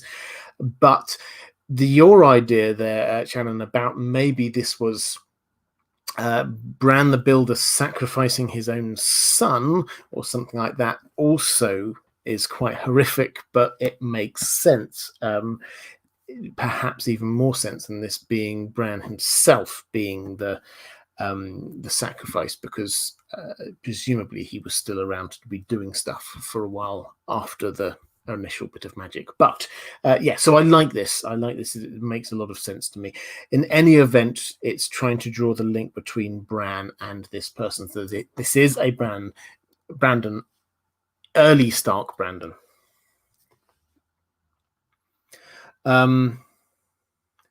Kelly Johnson saying the Children of the Forest don't build but have towers at the neck. So I think you're talking there about Moat Cailin. Moat Cailin is indeed built from stone that is human built, although allegedly built with the help of the Children of the Forest, and it certainly seems to need a lot of maintenance, and it wasn't given any maintenance for a long period of time. So this was something done with the Children of the Forest. The Children of the Forest do not build, you're right, they live in the forest, but they seem to be able to well, they certainly seem to be able to help humanity build stuff if they did indeed help with the building of, say, the wall. So yeah, this seems to be linked across to them, but Moat Cailin is sinking into the swamp now. Stephen Dillon, what do you think it means that the Stark direwolves share the same color eyes as the Children of the Forest? Just that they're connected in general? What do you think about Jon's direwolf being the same color as the Weirwood trees? Finally, a little more off topic, what do you think it means that Jon and Rickon's direwolves are the exact opposite in color schemes? Ghost white fur, red eyes, and Shaggy Dog black fur and green eyes. I think that the fact that they're opposites is not. I don't think that's deliberate. I don't think we're supposed to be seeing one as an opposite of the other. I think it was deliberate that Ghost should have the same colouring as the Weirwood trees. I think this is very much a hint towards Bloodraven's involvement, because the Weirwood trees, white face, red eyes, is the same as Bloodraven. White face, red eye is the same to another person that he's been using, the Woods Witch, white face, red eyes. And then we get Ghost, who I'm absolutely convinced that Bloodraven has been walking into, white face, red eyes. And I think so that is the clear hint that we've got going on there. Jon being connected in with the Weirwood network and Ghost being walked by Bloodraven. So I think that was what was going on there. With Bran, I think it's this the sort of Bran with Rickon. I think a hint that Rickon is actually an incredibly powerful green seer. We just will never get to see it. There are hints dotted about in the book that suggest that he was perhaps more powerful than Bran even, and this having the green eyes does make the link across with that from Shaggy Dog. So I think that's what's going on there. The other links with the colouring links between the Children of the Forest and the direwolves are just the linking into the old gods and all the rest of it. These aren't things from the south. These are things from the north. These are things that predate humans in Westeros. So they are part of the old gods world. Question from. Actually, I'll just take a moment, as I always do, partway through this, and I shouldn't forget, is to say thank you to my patrons. I cannot do this without you patrons, so thank you so much. If you're interested in either supporting this channel or you want to get access to some things I do just for my patrons, like the pre-released audio recordings of the pre-released chapters of the Winds of Winter, or a thank you down in the description, or access to all of the audio I do for this channel, then Patreon is the best way to get all of those things. So please do go and check it out. There's a link down in the description. I'm not going to do huge amounts of plugs for other things going on, other than to say that I've got a video that I am going to release at some point in the next couple of days, which is going to look at no, I've not got that book here either, but Fire Cannot Kill a Dragon, which is a book recently released 2 or 3 weeks ago by a guy called Ben, I think, Hibbard, who had, he's from Entertainment Weekly. He had access to people working on Game of Thrones throughout the show's run and George R.R. Martin. And the book is just this whole series of extracts, effectively, from different conversations he's had with them, where he maps out what happened through from the very beginning all the way through to the very end of Game of Thrones. And it's a fascinating read in and of itself. Some great, so do go and check that out. If I'd thought about it, I'd have put a link down in the description. Maybe I'll try and do that afterwards. But it's so it's got lots of interesting insights about casting and what the different characters and actors, how they got on with each other or didn't, and all the rest of it. Some great stories about Diana Rigg and things like that. But there are also a small handful of really interesting nuggets that we get from George R.R. Martin himself saying things, and that we can draw out by implication from what people like the showrunners and others said about stuff, that what it was that they made up as opposed to what they've been told by George R.R. Martin. And I think we can draw some conclusions from that about the Winds of Winter. So keep an eye out for that. It's going to be something like 7 or 8 different takeaway points that we can get from that. So that should be coming out. I'm going to aim for Saturday. Let's see how we go. Robert Maxwell over on Patreon questions saying, I thought I'd post my theories of the Weirwoods and Howland Reed. Firstly, I think that the crypts of Winterfell are part of the Weirwood trees. They grow, and as they grow, the older tombs are pushed further into lower levels. This is also my theory of the walls of Winterfell, which have been compared to the trees and have an organic feel to them. What are your thoughts on this? Well, one of the things that it is noticeable when reading the first few chapters of Book 1, Game of Thrones, is how Winterfell is described almost organically, almost as if it's a living, breathing place in and of itself. And we get the talking about the hot springs with the warm water that sort of gets pumped around Winterfell like it's like blood through the veins. And just on the walls, Bran talks about the fact that there are these walkways or crawlways that go all the way around the outer wall, the curtain wall, that he can go through because he's still small, but they're too small for soldiers to go through. So that, I've always thought that feels like a big root, a hollow root, the way that it was described. And Winterfell grew out of this tree, the Weirwood tree. That was what Winterfell started, was the Weirwood tree, and then the crypts underneath it. Everything else came up higgledy-piggledy over centuries afterwards, millennia afterwards. And the tree itself, the feeling is that the tree itself kind of enveloped Winterfell. And we know that Weirwoods calcify, they turn to stone, so it kind of makes sense that perhaps the Weirwood roots would go through stone and be indistinguishable from them.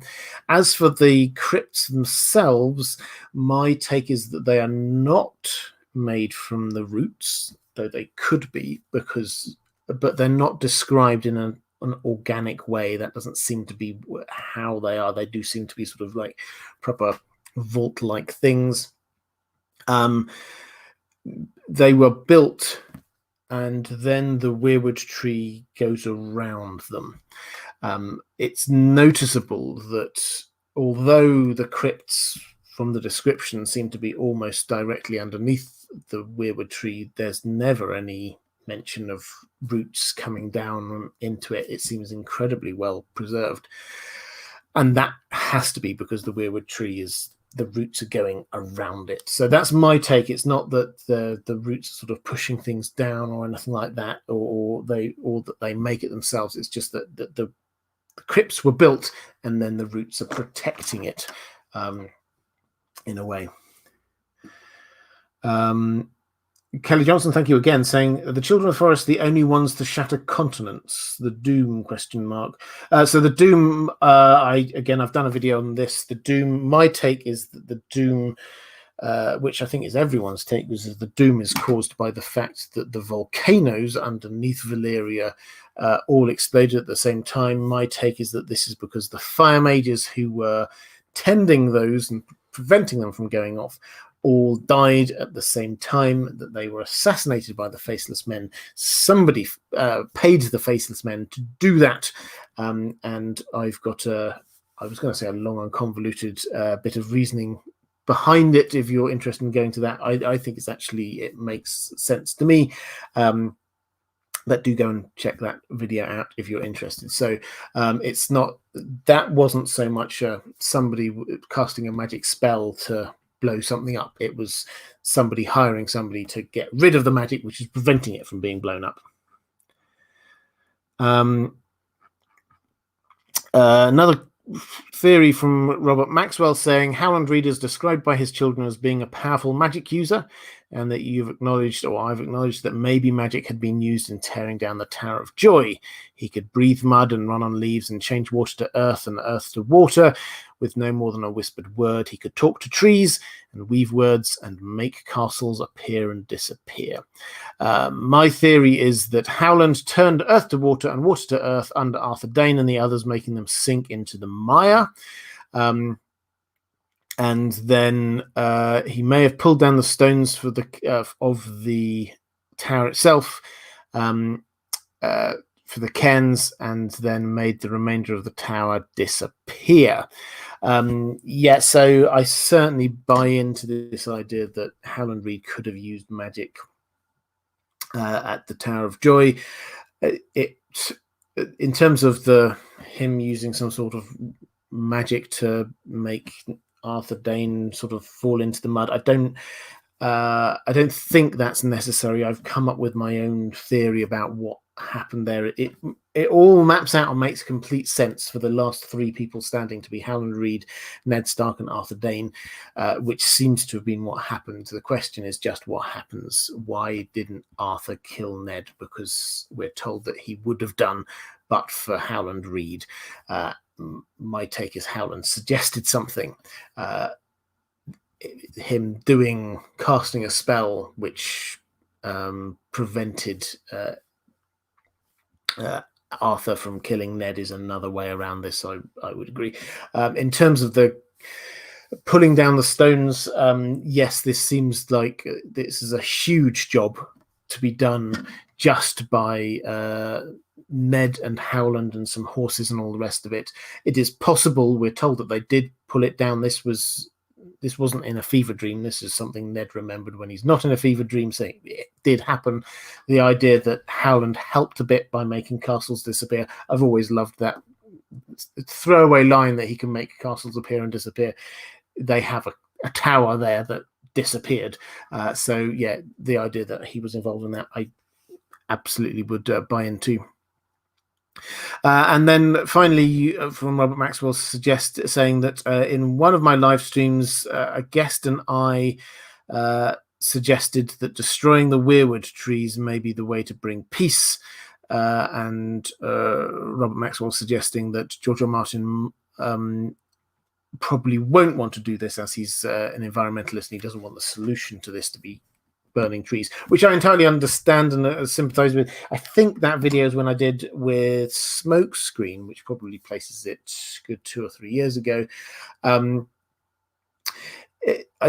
bit of that I definitely hold on to, which I think is entirely right, is the answer to this is not one army fighting against another army, and whichever is the best set of fighters wins. That's not how this story is going to end. This is not how George R. R. Martin, as you say.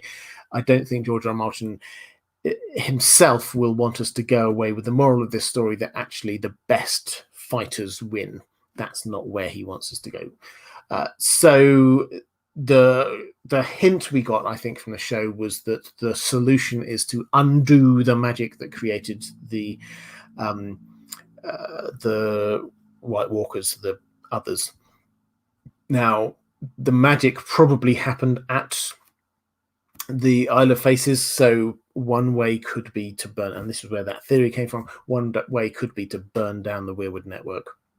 I think now that's not likely. I think that the Weirwood network are going to win this. Bran's going to sit on the throne. They're going to find another way to undo the magic that created the others. So that's my general take on that one now. And reflective rambling. Thank you so much. So this picking up a question for Lassa J.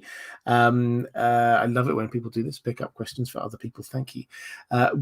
Saying, will the Isle of Faces be standing in the end of the books, or will it have be gone in some event of importance during the last night? So my take is that it probably will be standing, but I think that there will be some sort of battle around it. I'm increasingly coming to this idea that we're going to have dragons. This was sort of trailed, if you like, in Fire and Blood, dragon fight over Harrenhal and the Isle of Faces. I think that would be immense, and I think that Euron could well be on one of them. That would be pretty astonishing. So I think that that's probably where we're going to get to. I don't think it will be destroyed, but I think that when I hope we see it is the first thing. I don't think it will end up being destroyed, but I think that there is a fair chance that something there has to be undone through this process. Bran is going to be the representation of the Weirwood network gaining the final victory, and it would be too much of a Pyrrhic victory for them, I think, if actually the Weirwood network were destroyed in some way, because then Bran would not be the Weirwood network ruling.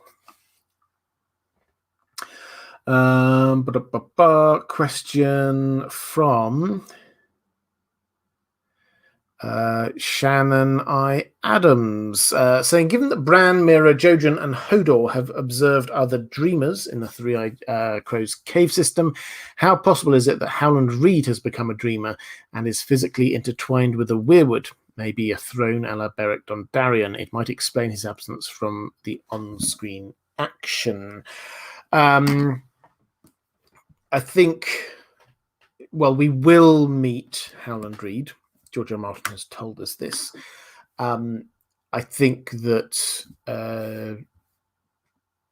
yes, he might be hooked. He's in Deepwater, Greywater Watch, which is the home of the Reeds, and that seems to be a floating home, moving around in the neck. Now that sounds to me as if perhaps he's not hooked up full-time to a Weirwood network, because the Weirwood tree would not survive, I think, on a floating island, because it has to be connected through the root system to the other Weirwoods, so it can't sort of like keep on moving around all over the place. So I think that he is not, and I think that he is definitely in the neck. I think that he will emerge at some point and come out and see us. So it's possible. I think that if the other sort of mark against this one, I would say, is that if he could just get hooked up to the Weirwood network where he was, then there would be no reason for him to be going to the Isle of Faces, and at the very before Robert's Rebellion and all the rest of it, then he could just be trained and taught by the Weirwood network from his own home. So I don't think that's what's going on there. He maybe he's found some place that is not a floating island and all the rest of it, but I don't think so. Another question from Shannon I. Adams, saying, given the propensity for blood sacrifice being associated with Weirwoods, could I comment on the morality of blood sacrifice in the world of A Song of Ice and Fire. Not in our world. It is very bad in our world. I agree, and I'm happy to be quoted that blood sacrifice in our world is bad. Compare it to the morality of war, where the blood of humans is spilt to protect the people, nation, tribe, etc. Yeah, I think that George R. R. Martin is not trying to put this as a moral thing. He's just trying to show us it as it is. So we're supposed to draw our own conclusions on these things. So, for example, with Melisandre, she absolutely believes everything she does is for the greater good, even the things that we might think are abhorrent. Even when she does, as she will, burn Shireen, she thinks that she's in the right. And that is the point. And George R. R. Martin is wanting us to see things that are morally ambiguous in some way, and actually start to think them through, rather than sort of spoon feeding us and saying this is good or that is bad. He's wanting us to actually engage with it and come to some decisions. So that's his particular style. I mean, if you ask me to engage my personal morality in terms of, do I think that blood sacrifice to the Weirwood networks is a good or bad thing? Well, no, I don't think it is.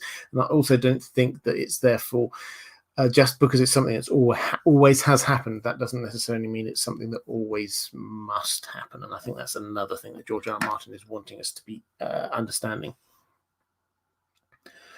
Does Kelly Johnson, thank you, saying, does House Hightower have a deal with the Children of the Forest from the Great Empire of the Dawn?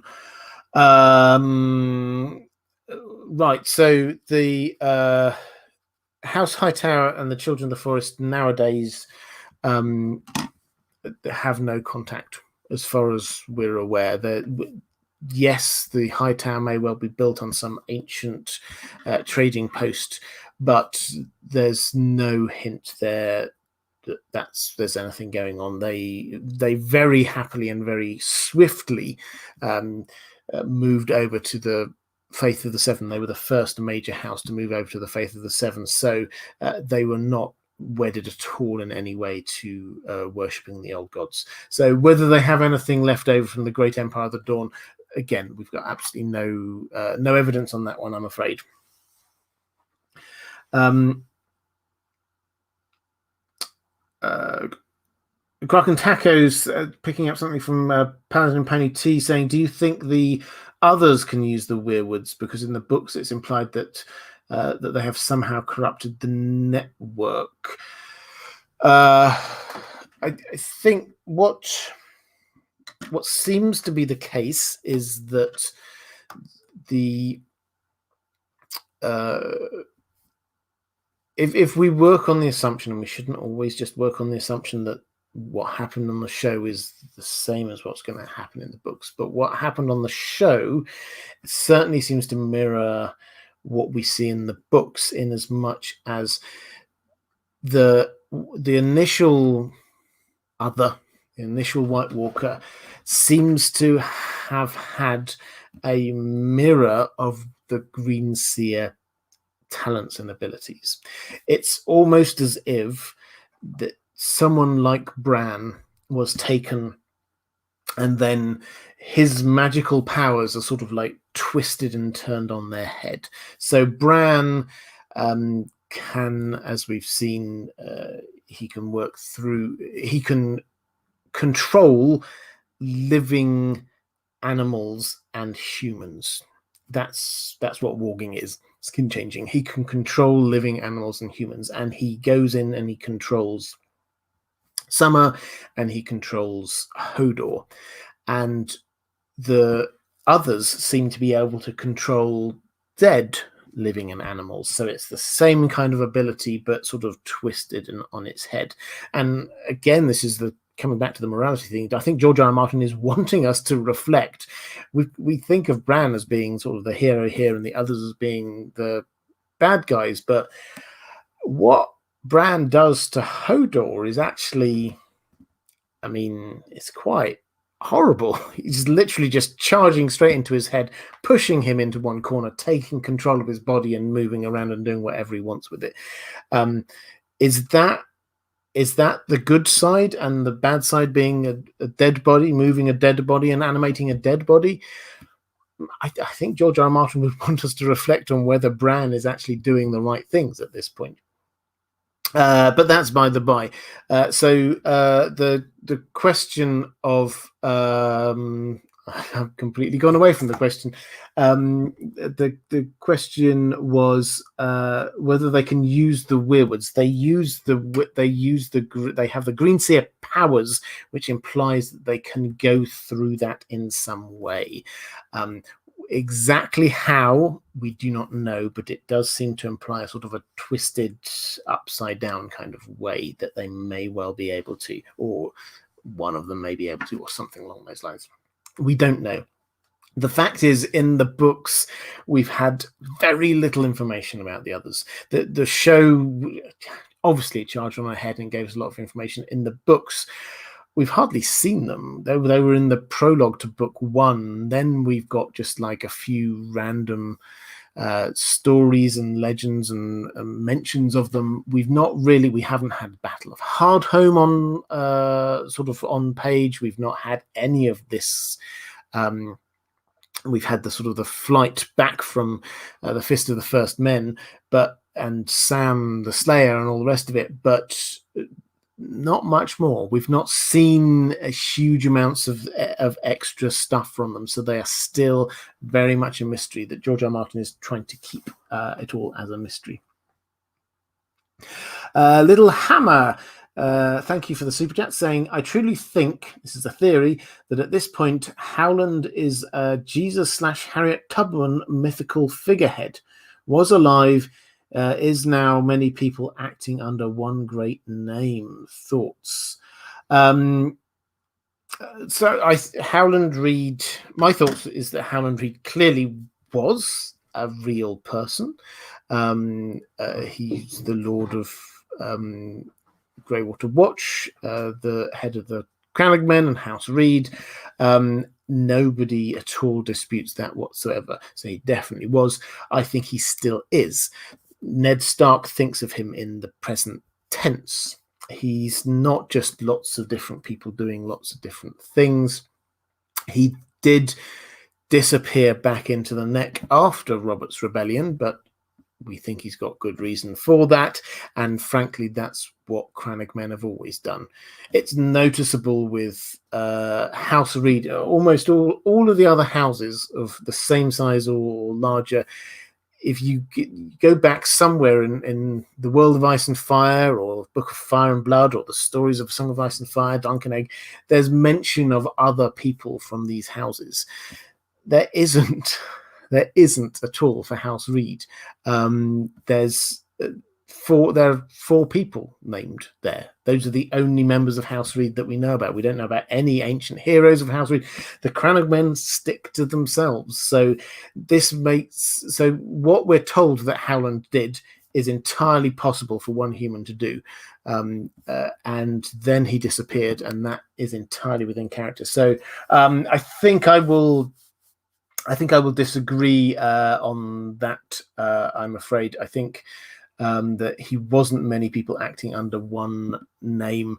I think that it only really needed one person. What Howland Reed did was go to the Isle of Faces. He came out, set things up at Harrenhal, and then largely disappeared from the story until he reappeared again down at the Tower of Joy. So that's all that we've got attributed to him. That he's one of these characters like Ashara Dane, who their impact is much greater than the amount of time they're actually on the page.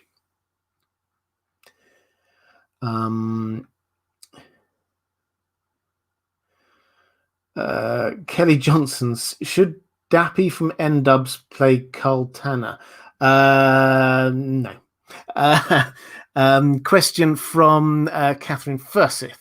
I wonder what exactly the practices of the old religion and old gods are. We see Ned praying beneath the Weirwood tree, but are there any, sorry, I should say no, not in my opinion anyway, are there any other active practices? And what are the central beliefs? Well, there isn't much, is the short answer. So there's no set practices for the worship of the old gods. There isn't a priesthood. There are no holy texts. There are no set words that you have to be using. There are some sort of traditional words that are sort of passed down, but that's pretty much it. There are no set prayers. If you want to pray, you get the belief is that the Weirwood tree sees and witnesses all the things which are done in front of it. And therefore you do important things in front of it.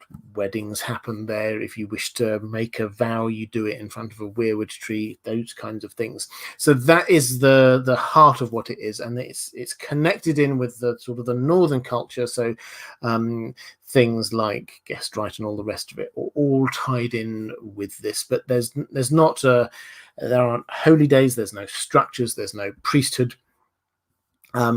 It's just it's more what today we sort of talk about as a spirituality than an actual religion. That it's just a belief in certain things that you would therefore go off. Ned, clearly this is his quiet and happy place, is sitting in the Godswood in front of the Weirwood tree, and it's not just he's happy there because it's a nice spot, but this does clearly have some sort of a spiritual element to it. Shannon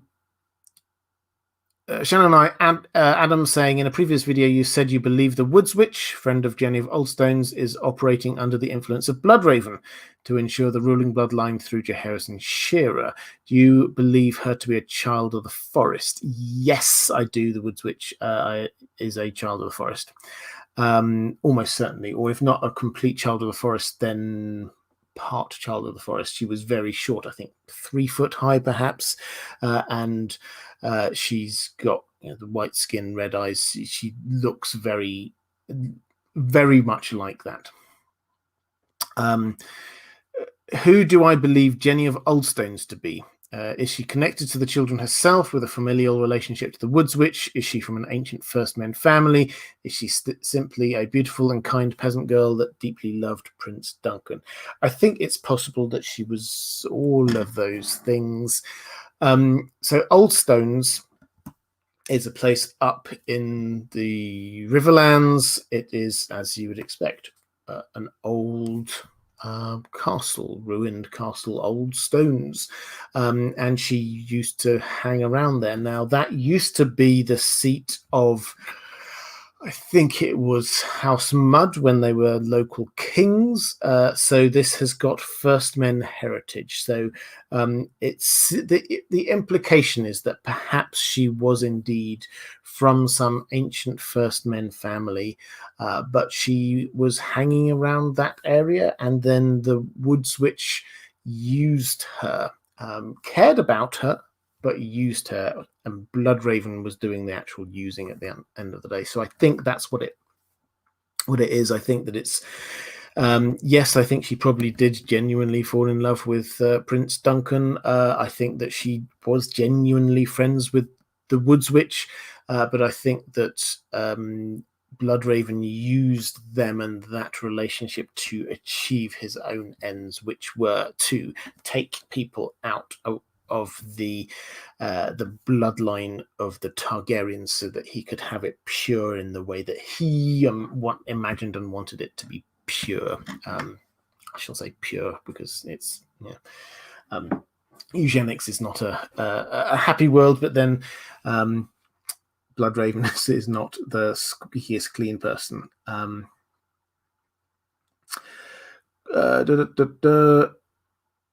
Lady Leaf Underhill saying, Nessie is planning to stream on her channel, The Unspun Yarn. Ask me whether you're likely to go for more than 15 more minutes. Well, hi, Nessie, to start with, and I will highly recommend people head over there. Didn't know you were doing a stream today. I'm sure one of the moderators will put a link to that down in the chat. As for how much longer I'm going on, I've still got quite a few questions from my patrons, I'm afraid, so I'm going to be going on, so probably will be more than 15 minutes. Apologies, Nessie, but I will, if I remember, happily send people over there towards when I do finish, and if somebody could put a link in the thing here now, then perhaps you can get a few extra people watching that.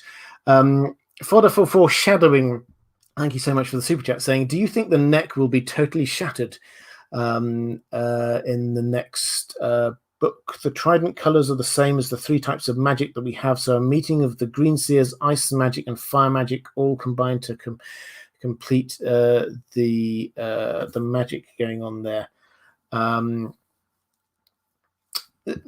Well, first of all, I don't buy into, and I know it works really well, but I don't personally buy into the idea that the 3 colors of the trident are 3 types of magic. I think that there are lots that I think magic all comes from one top place, and I think that there are many different types of magic. If you were to categorize it, yes, you've got fire magic, seems very clear, but then you get the magic associated with the undying. What about the magic that woods witches use? Then you get the magic of the children of the forest.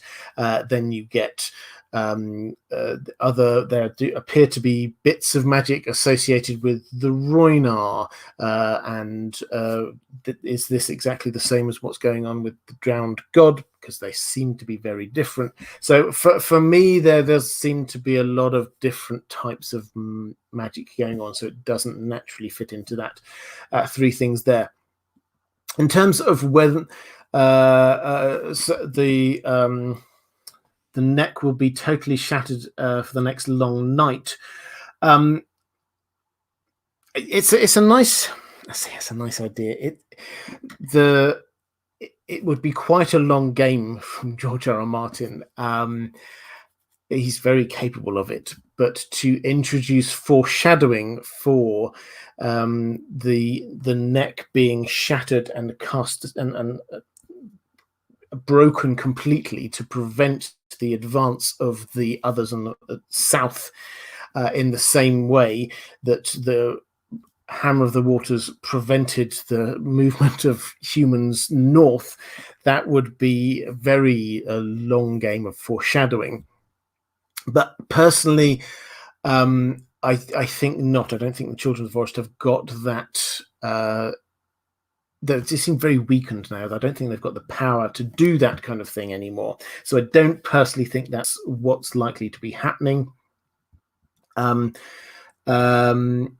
terms of different types of magic coming together, I think that for me, this is in terms of facing the others, this is a matter of undoing the magic that has already happened with the others.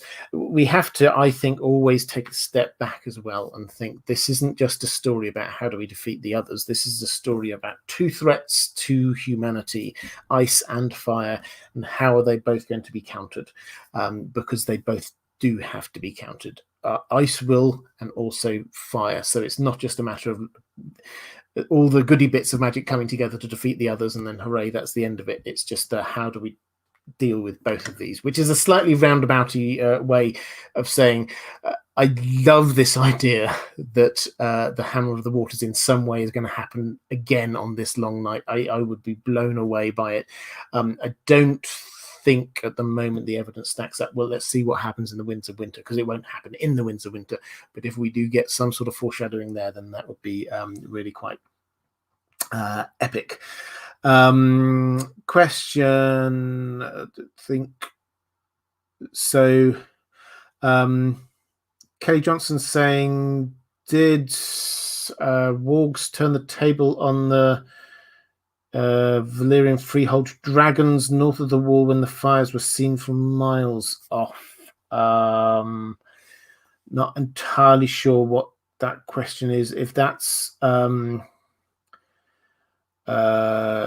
question about Hardhome, this is what I assume this is, then Hardhome is an abandoned place. We didn't see it on the show as being such, but there was a huge explosion back in the past, as in like 500-600 years ago in the past, that's destroyed Hardhome, and nobody really knows how and where and why.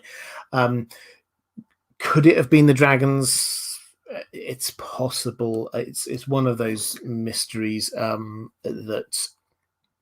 but there's no. I don't think there's a particularly good explanation anywhere you go on that one. It has to be seen. Has to be said. Thanks, Crock and Tacos, for putting the link to the Unspun Yarn. Let's go across to some more questions from my patrons. Eric Fogg saying, how far north does the Weirwood network extend? Does it go beyond Bloodraven's cave? We all know that the upcoming books are going to go further north.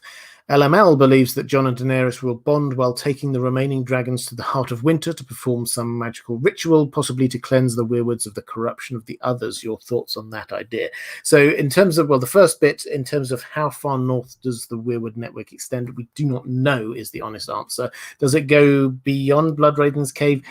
Again, we don't know. My personal guess is no, for two reasons. Firstly, because that's where it starts getting very, very, very cold, and trees do seem to they will still need some degree of warmth and ground not too hard for their roots to be burrowing through. So that's one practical reason why.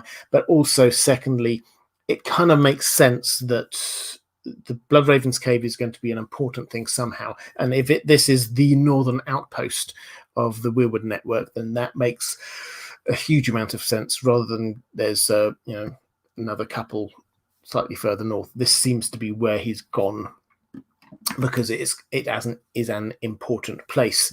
In terms of Jon and Dany bonding while taking the remaining dragons to the Heart of Winter to perform some magical ritual, possibly to cleanse the Weirwoods of the corruption of the others. LML tends to do his theories very much based on a symbolic basis, and everything flows from the symbolism. I tend to work through my things more from a character and plot perspective. Often those kinds of things kind of meet up in the middle. This one, I don't know. I've not sort of read my way through that particular theory. My take, though, from a plot and character narrative is Jon and Dany will probably meet down on Dragonstone, or wherever Daenerys sets up basic. Dragonstone is the most obvious place when she arrives in Westeros, and I think that that's probably where they're going to bond. To be honest, that's that. I don't think that we're going to find that there's a particular get all of the plot that allows us to go all the way far to the north. The dragons won't want to go beyond the wall, as far as we can tell from Fire and Blood either. So I would have to look into it to understand all of the reasoning behind it. So, but my take at the moment is probably that they're going to be bonding in the south, and I think that a lot more of the work that Dany is going to be doing based on her own visions is going to be a lot more based around the Trident and that kind of area. And Lady Leaf Underhill says Nessie is going to wait for you to finish. Well, thank you very much, Nessie. That's very kind. I'm rattling through as quick as I can. This one I always was going to be the case, but this is obviously has attracted a lot of questions on this one. But thank you. That's very kind. I will try to remember to send people over when I finish. Kelly Johnson, thank you again, saying the children of the forest know secrets of the oily black stone. Why not ask them? We do not know that they know those secrets, and people don't particularly at the moment think that their oily black stone is particularly important. So I suspect this is going to remain a mystery.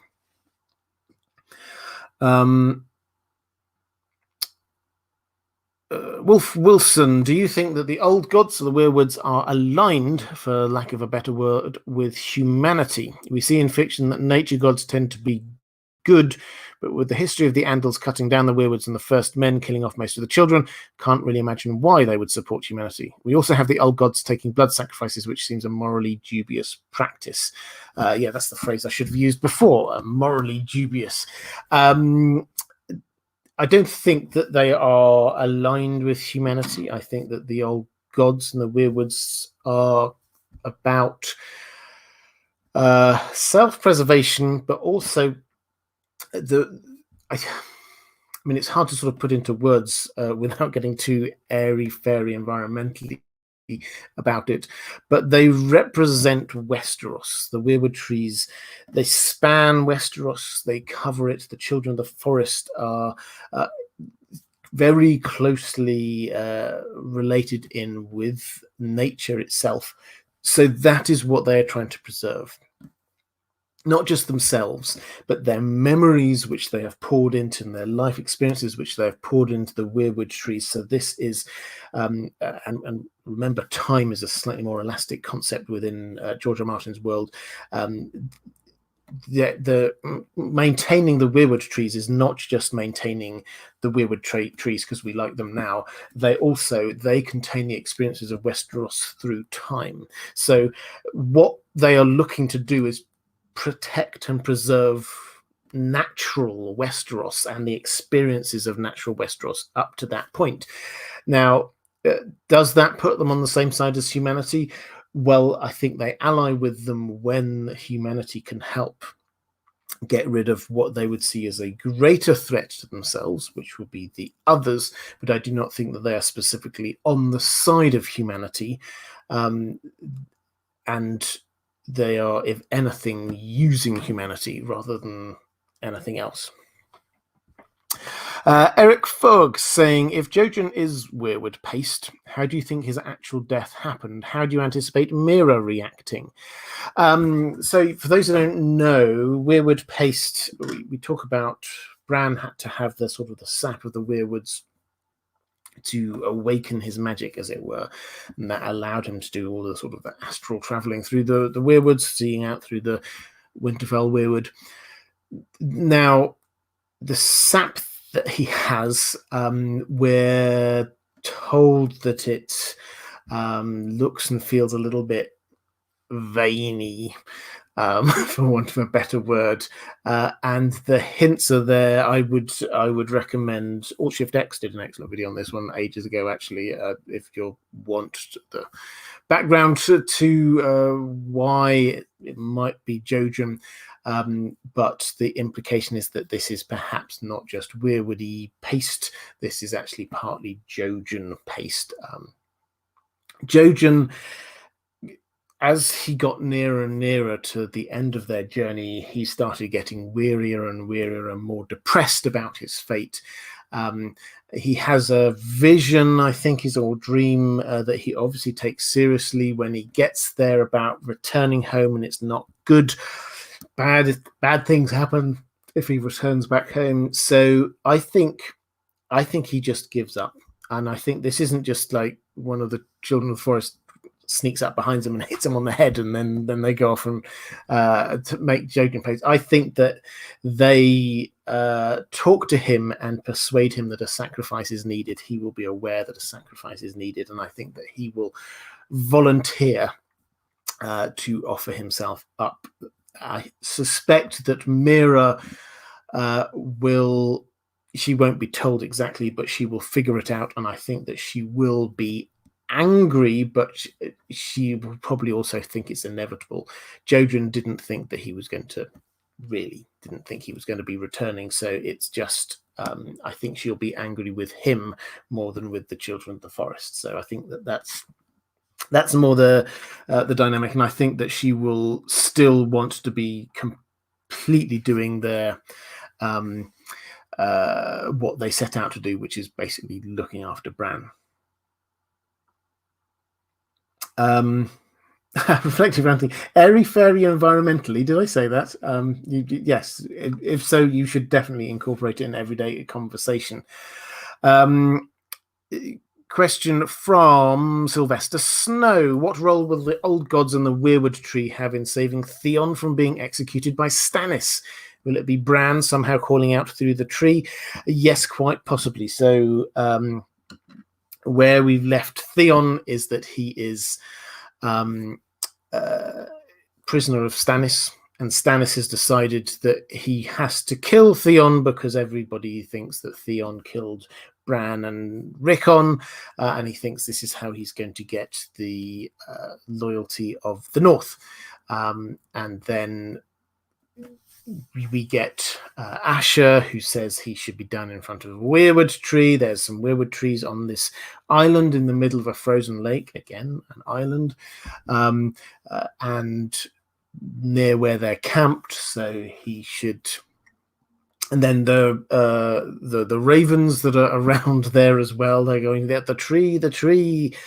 So it all seems to be that he is going to be taken off to the tree. Now, what role will the Weirwood Tree in preventing him from being killed? Well, I think that, yes, Bran may well talk through the tree. We may get something along those lines. Certainly, there is going to be some kind of, I think, a delaying tactic, because the point about the battle that is about to happen, and a battle is about to happen, is that this isn't House Bolton riding out to attack Stannis.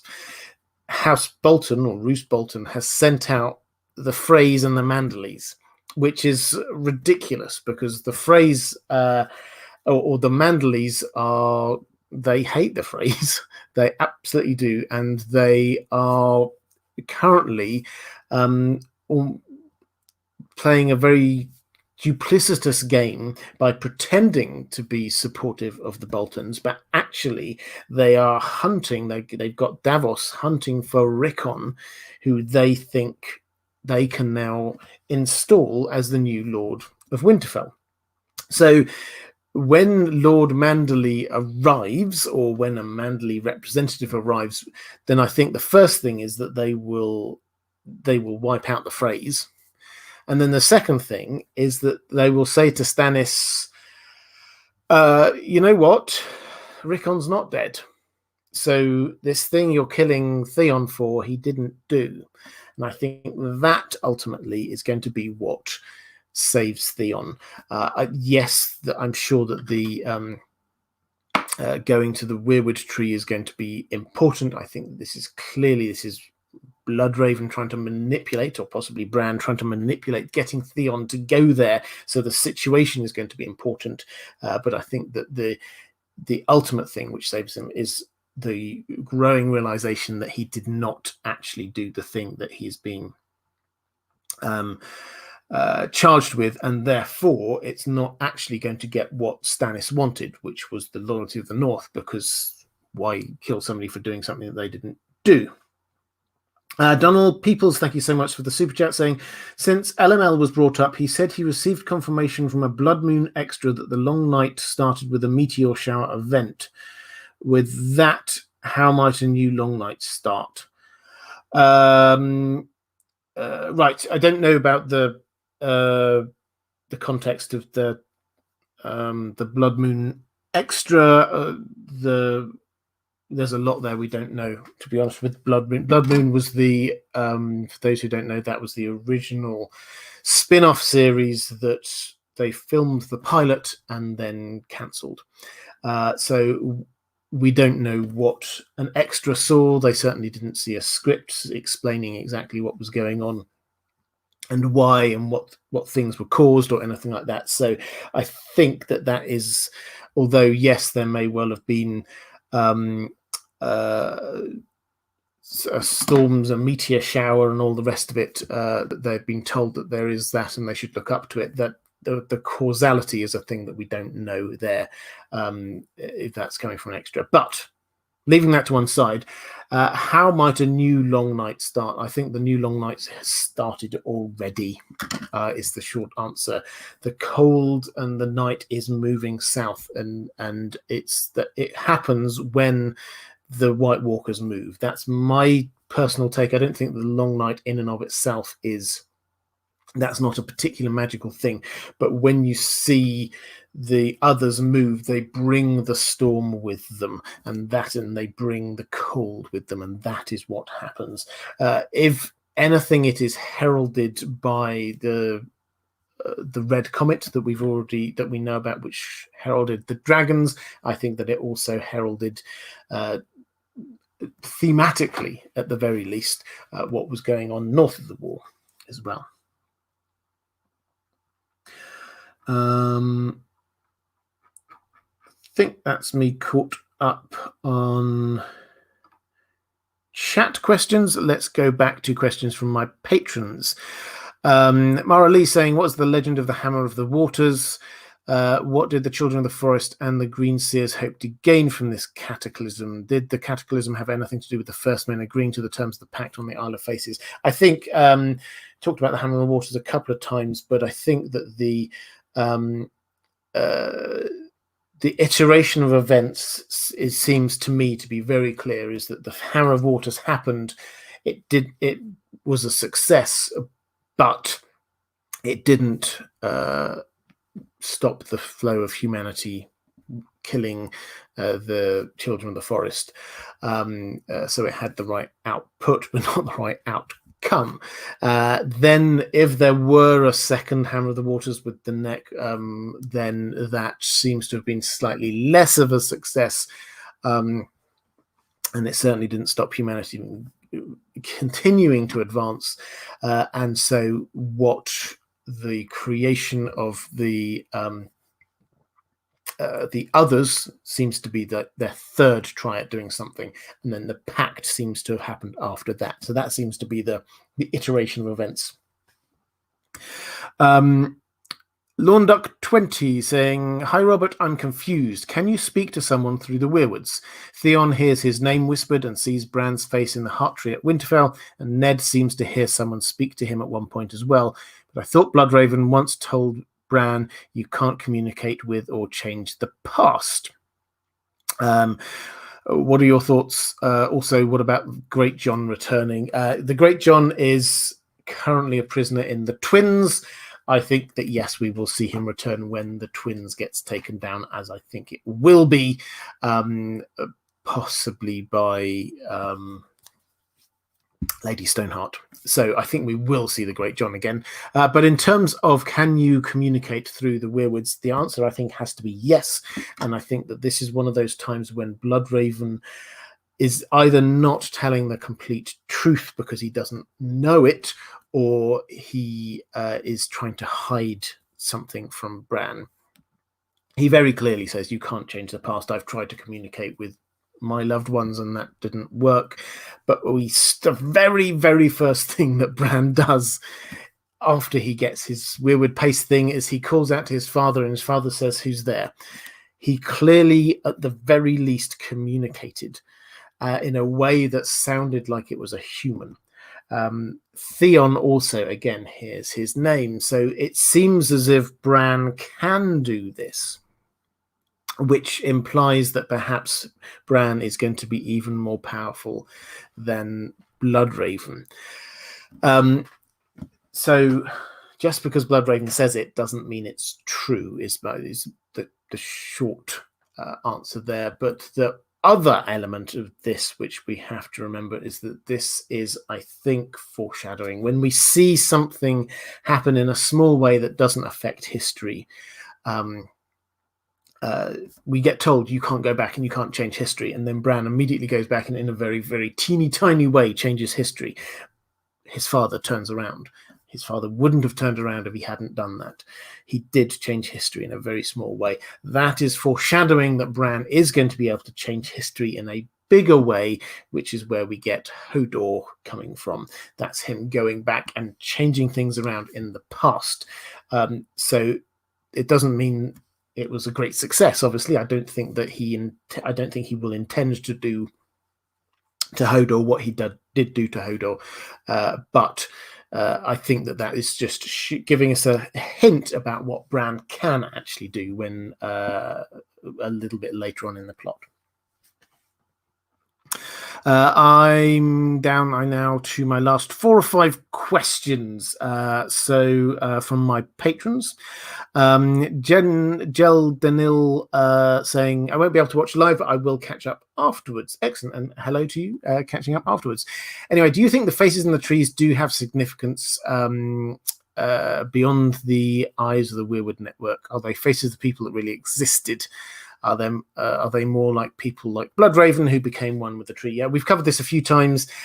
So I think, as the previous one said, Theon thinks he can see Bran's face in the Weirwood tree. That might just be him, with a little bit of sort of poetic thinking. But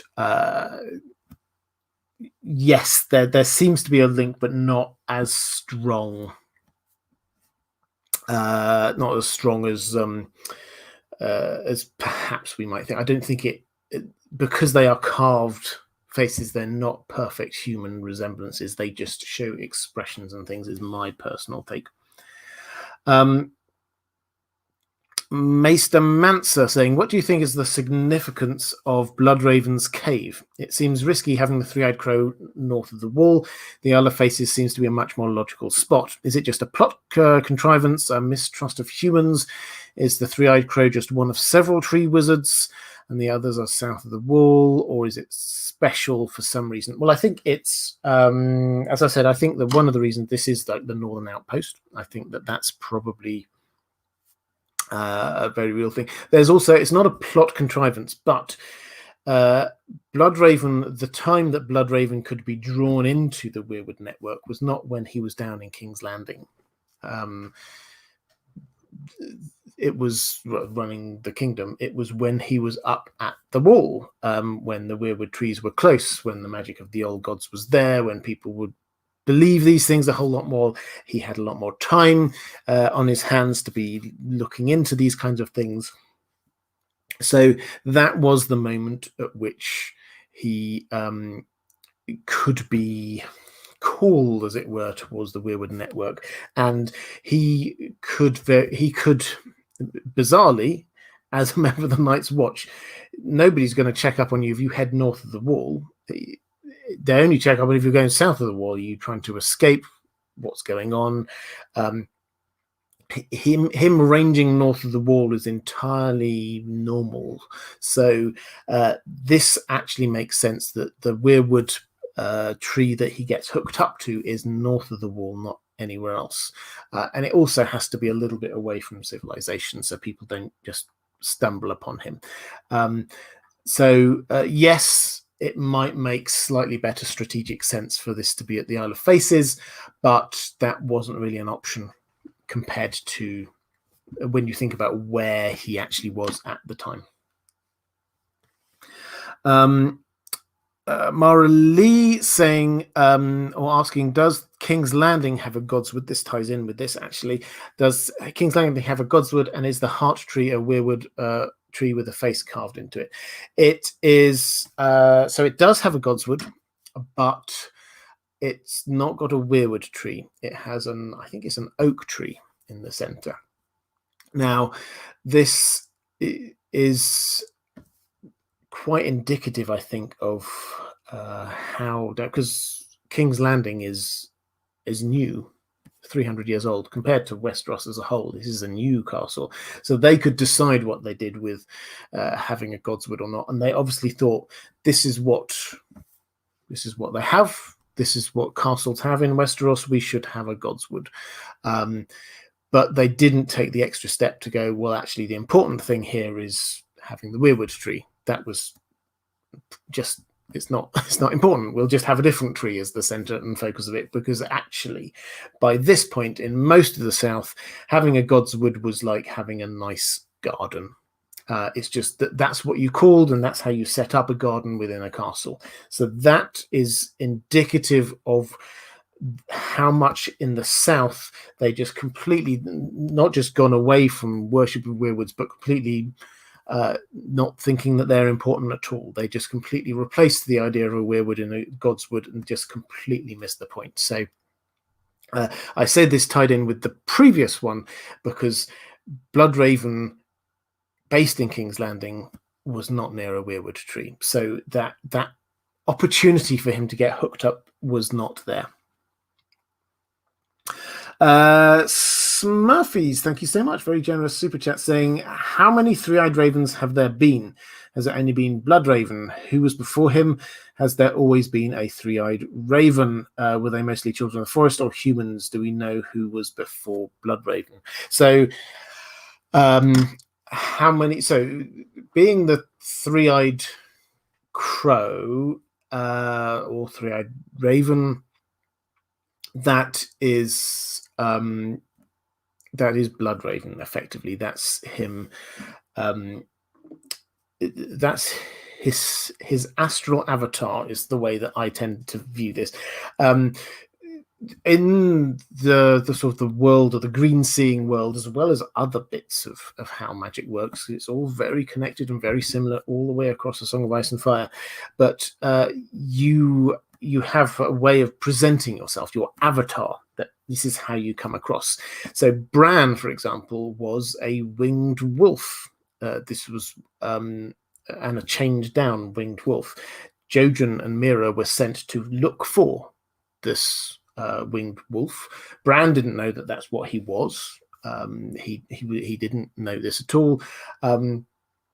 And they didn't know that this was Bran. This was just on an avatar on the astral plane without a name on it. So that's how this seems to work. The three-eyed crow is what Bloodraven's avatar is. And so he didn't know that that's what he came across as, and he didn't have a little label on the top of him saying, little gamer tag saying, this is Bloodraven. So Bran didn't know who he was either. And so you get these conversations happen every time it appears, is that you meet somebody and then say, oh, you're such and such, the avatar, Jojen says, you're the winged wolf that's down in chains, and Bran goes, I am. And then Bran says to Bloodraven, oh, you're the three-eyed crow, and he says, I am. And then Bloodraven kind of works out, because your avatar is a sort of an expression of who you are in some way at a sort of a metaphysical level. So that's what's going on there. So that is him. That was quite a long, convoluted way, and I can go off on another complete digression, which is also why, incidentally, when people say, "Oh, clearly the Bloodraven isn't, or the three-eyed crow isn't Bloodraven, they're not connected," this is why, and they say that because they have that conversation. This is why they have that conversation. Everybody has that conversation when they're confronted with what their avatar thing is, their astral avatar. Anyway, digression over. Was Bloodraven the first of his kind? Were there many before him? What was going on? So before him, there were many greenseers. Children of the forest. We see them littered throughout the cave system under there. It appears that, and whether they happen just one before another, or there might be a few at a time, there certainly is, there are at least a few that seem partly alive still. In there, they're hooked up to the Weirwood network. So it's not just a Bloodraven, and then there was one person before him, and then there was one person before him, and all the rest of it, all the way back. There seem to have been lots, but they are a diminishing line, and they seem to all be human at this point. Sorry, they seem to be all children of the forest at this point, until you get to Bloodraven. That doesn't mean there weren't humans before that, but that we just haven't seen them yet. And then him calling out and bringing Bran forward seems not so much to be trying to create the next person in this long line, as much as, if you're looking from the long game, this is actually teeing up Bran to be the Weirwood Network's representative, that he can then go forward, because they can see not just backwards, but sort of thinking forwards as well. That's the idea that's going on there. So I hope all of that made some sort of sense. And Smurfy's, thank you again. Second one saying, just came in to say hi and ask a question. Can't stay. Have a good night, guys. Well, I hope that answered the question for you. And thank you. Last question from my patrons. So now is the time to drop any last questions into the chat. Angela Reed saying, hi, Robert, long-time listener, first-time patron. Welcome. Already making use of the patron benefit of getting priority questions. Is the Great Other that Melisandre refers to a god that was already in existence, or was that god in a physical manifestation created by the children of the forest? Therefore, does the belief that gods can be created in a physical form, has it got anything to do with why Euron is trying to become one himself? Most of his research was done in the east, but it seems as though what he's trying to achieve has already happened in the north. Okay, let's delve quickly into the nature of gods in the world of Ice and Fire. The Great Other is curiously a phrase that only is mentioned once in the entirety of A Song of Ice and Fire, and that is by Melisandre. The other is also mentioned by Moqorro. This is an article of faith from the priests of R'hllor that there is an opposite god. They got this Manichaean struggle between their god and the baddie god. Their god is the goody god, and there's a baddie god that they're facing off against. And they make this connection across through to whoever's on the baddie side in the long night. Now, what does that mean? We are never going to see the gods in this story. George R. Martin's been very clear, but we're also never going to get confirmation on whether any of this is actually true. Because Melisandre says it, should we accept that that is the state of the world, that there are only two gods? I don't think that we should necessarily take what Melisandre says to be true. Her religion and belief set is just one of many, many religions and belief sets across the entirety of Westeros and Essos.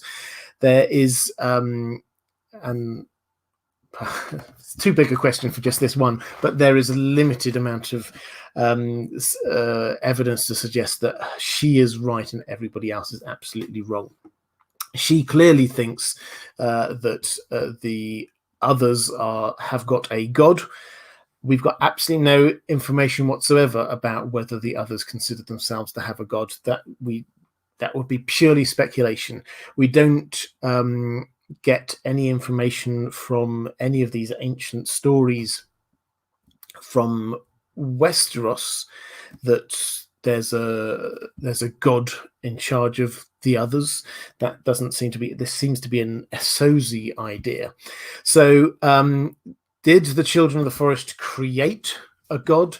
Well, they might have created something that is sort of the leader of the others, that you could call the Great Other, that perhaps you could interpret as being a godlike figure, but that doesn't mean that they are a god. How this ties in with Euron is that Euron is so crazy that he wants to be a god. And I think his understanding of what being a god is, well, who's to say what's going on in his mind, but he seems to think that he can achieve this by killing the other gods, which seems to be killing the worship of the other gods and getting people to worship him. And it seems to be that he interprets the worship of him as being the thing which will make him a god. So slightly convoluted, but hopefully that answers that question. But as in all of these things, I have these things I keep coming back to. If in doubt, blame Bloodraven. I'm sure we can come up with a pithy phrase for just because Melisandre says it doesn't mean it's true. But that's a bit too pithy for this. It was a much wider question. I think did have a question. Reflective Rambling, thank you so much, saying for Fabian Lelohe, thank you very much. You do very generous Reflective Rambling, picking up on other people's questions. do you think George R. R. Martin will reveal the identity of the Knight of the Laughing Tree? Currently rereading A Storm of Swords and past the Bran chapter when Mira was telling that tale. Yes, I do. I think that Howland Reed, when we meet him, will indeed reveal the identity of the Knight of the Laughing Tree, and I think that he will reveal that it is Lyanna. So I think that is where we're at. So we have to ask, if it's going to be revealed, there's only a small handful of people who could possibly know. Of the people who are around then, Benjen, if Benjen is still alive, Ned has gone, his brothers have gone, Lyanna's gone, and then you get Howland. So I think it's going to be Howland who reveals what was going on with the Knight of the Laughing Tree, and it's going to be a fantastic chapter when he gives all of this background stuff there.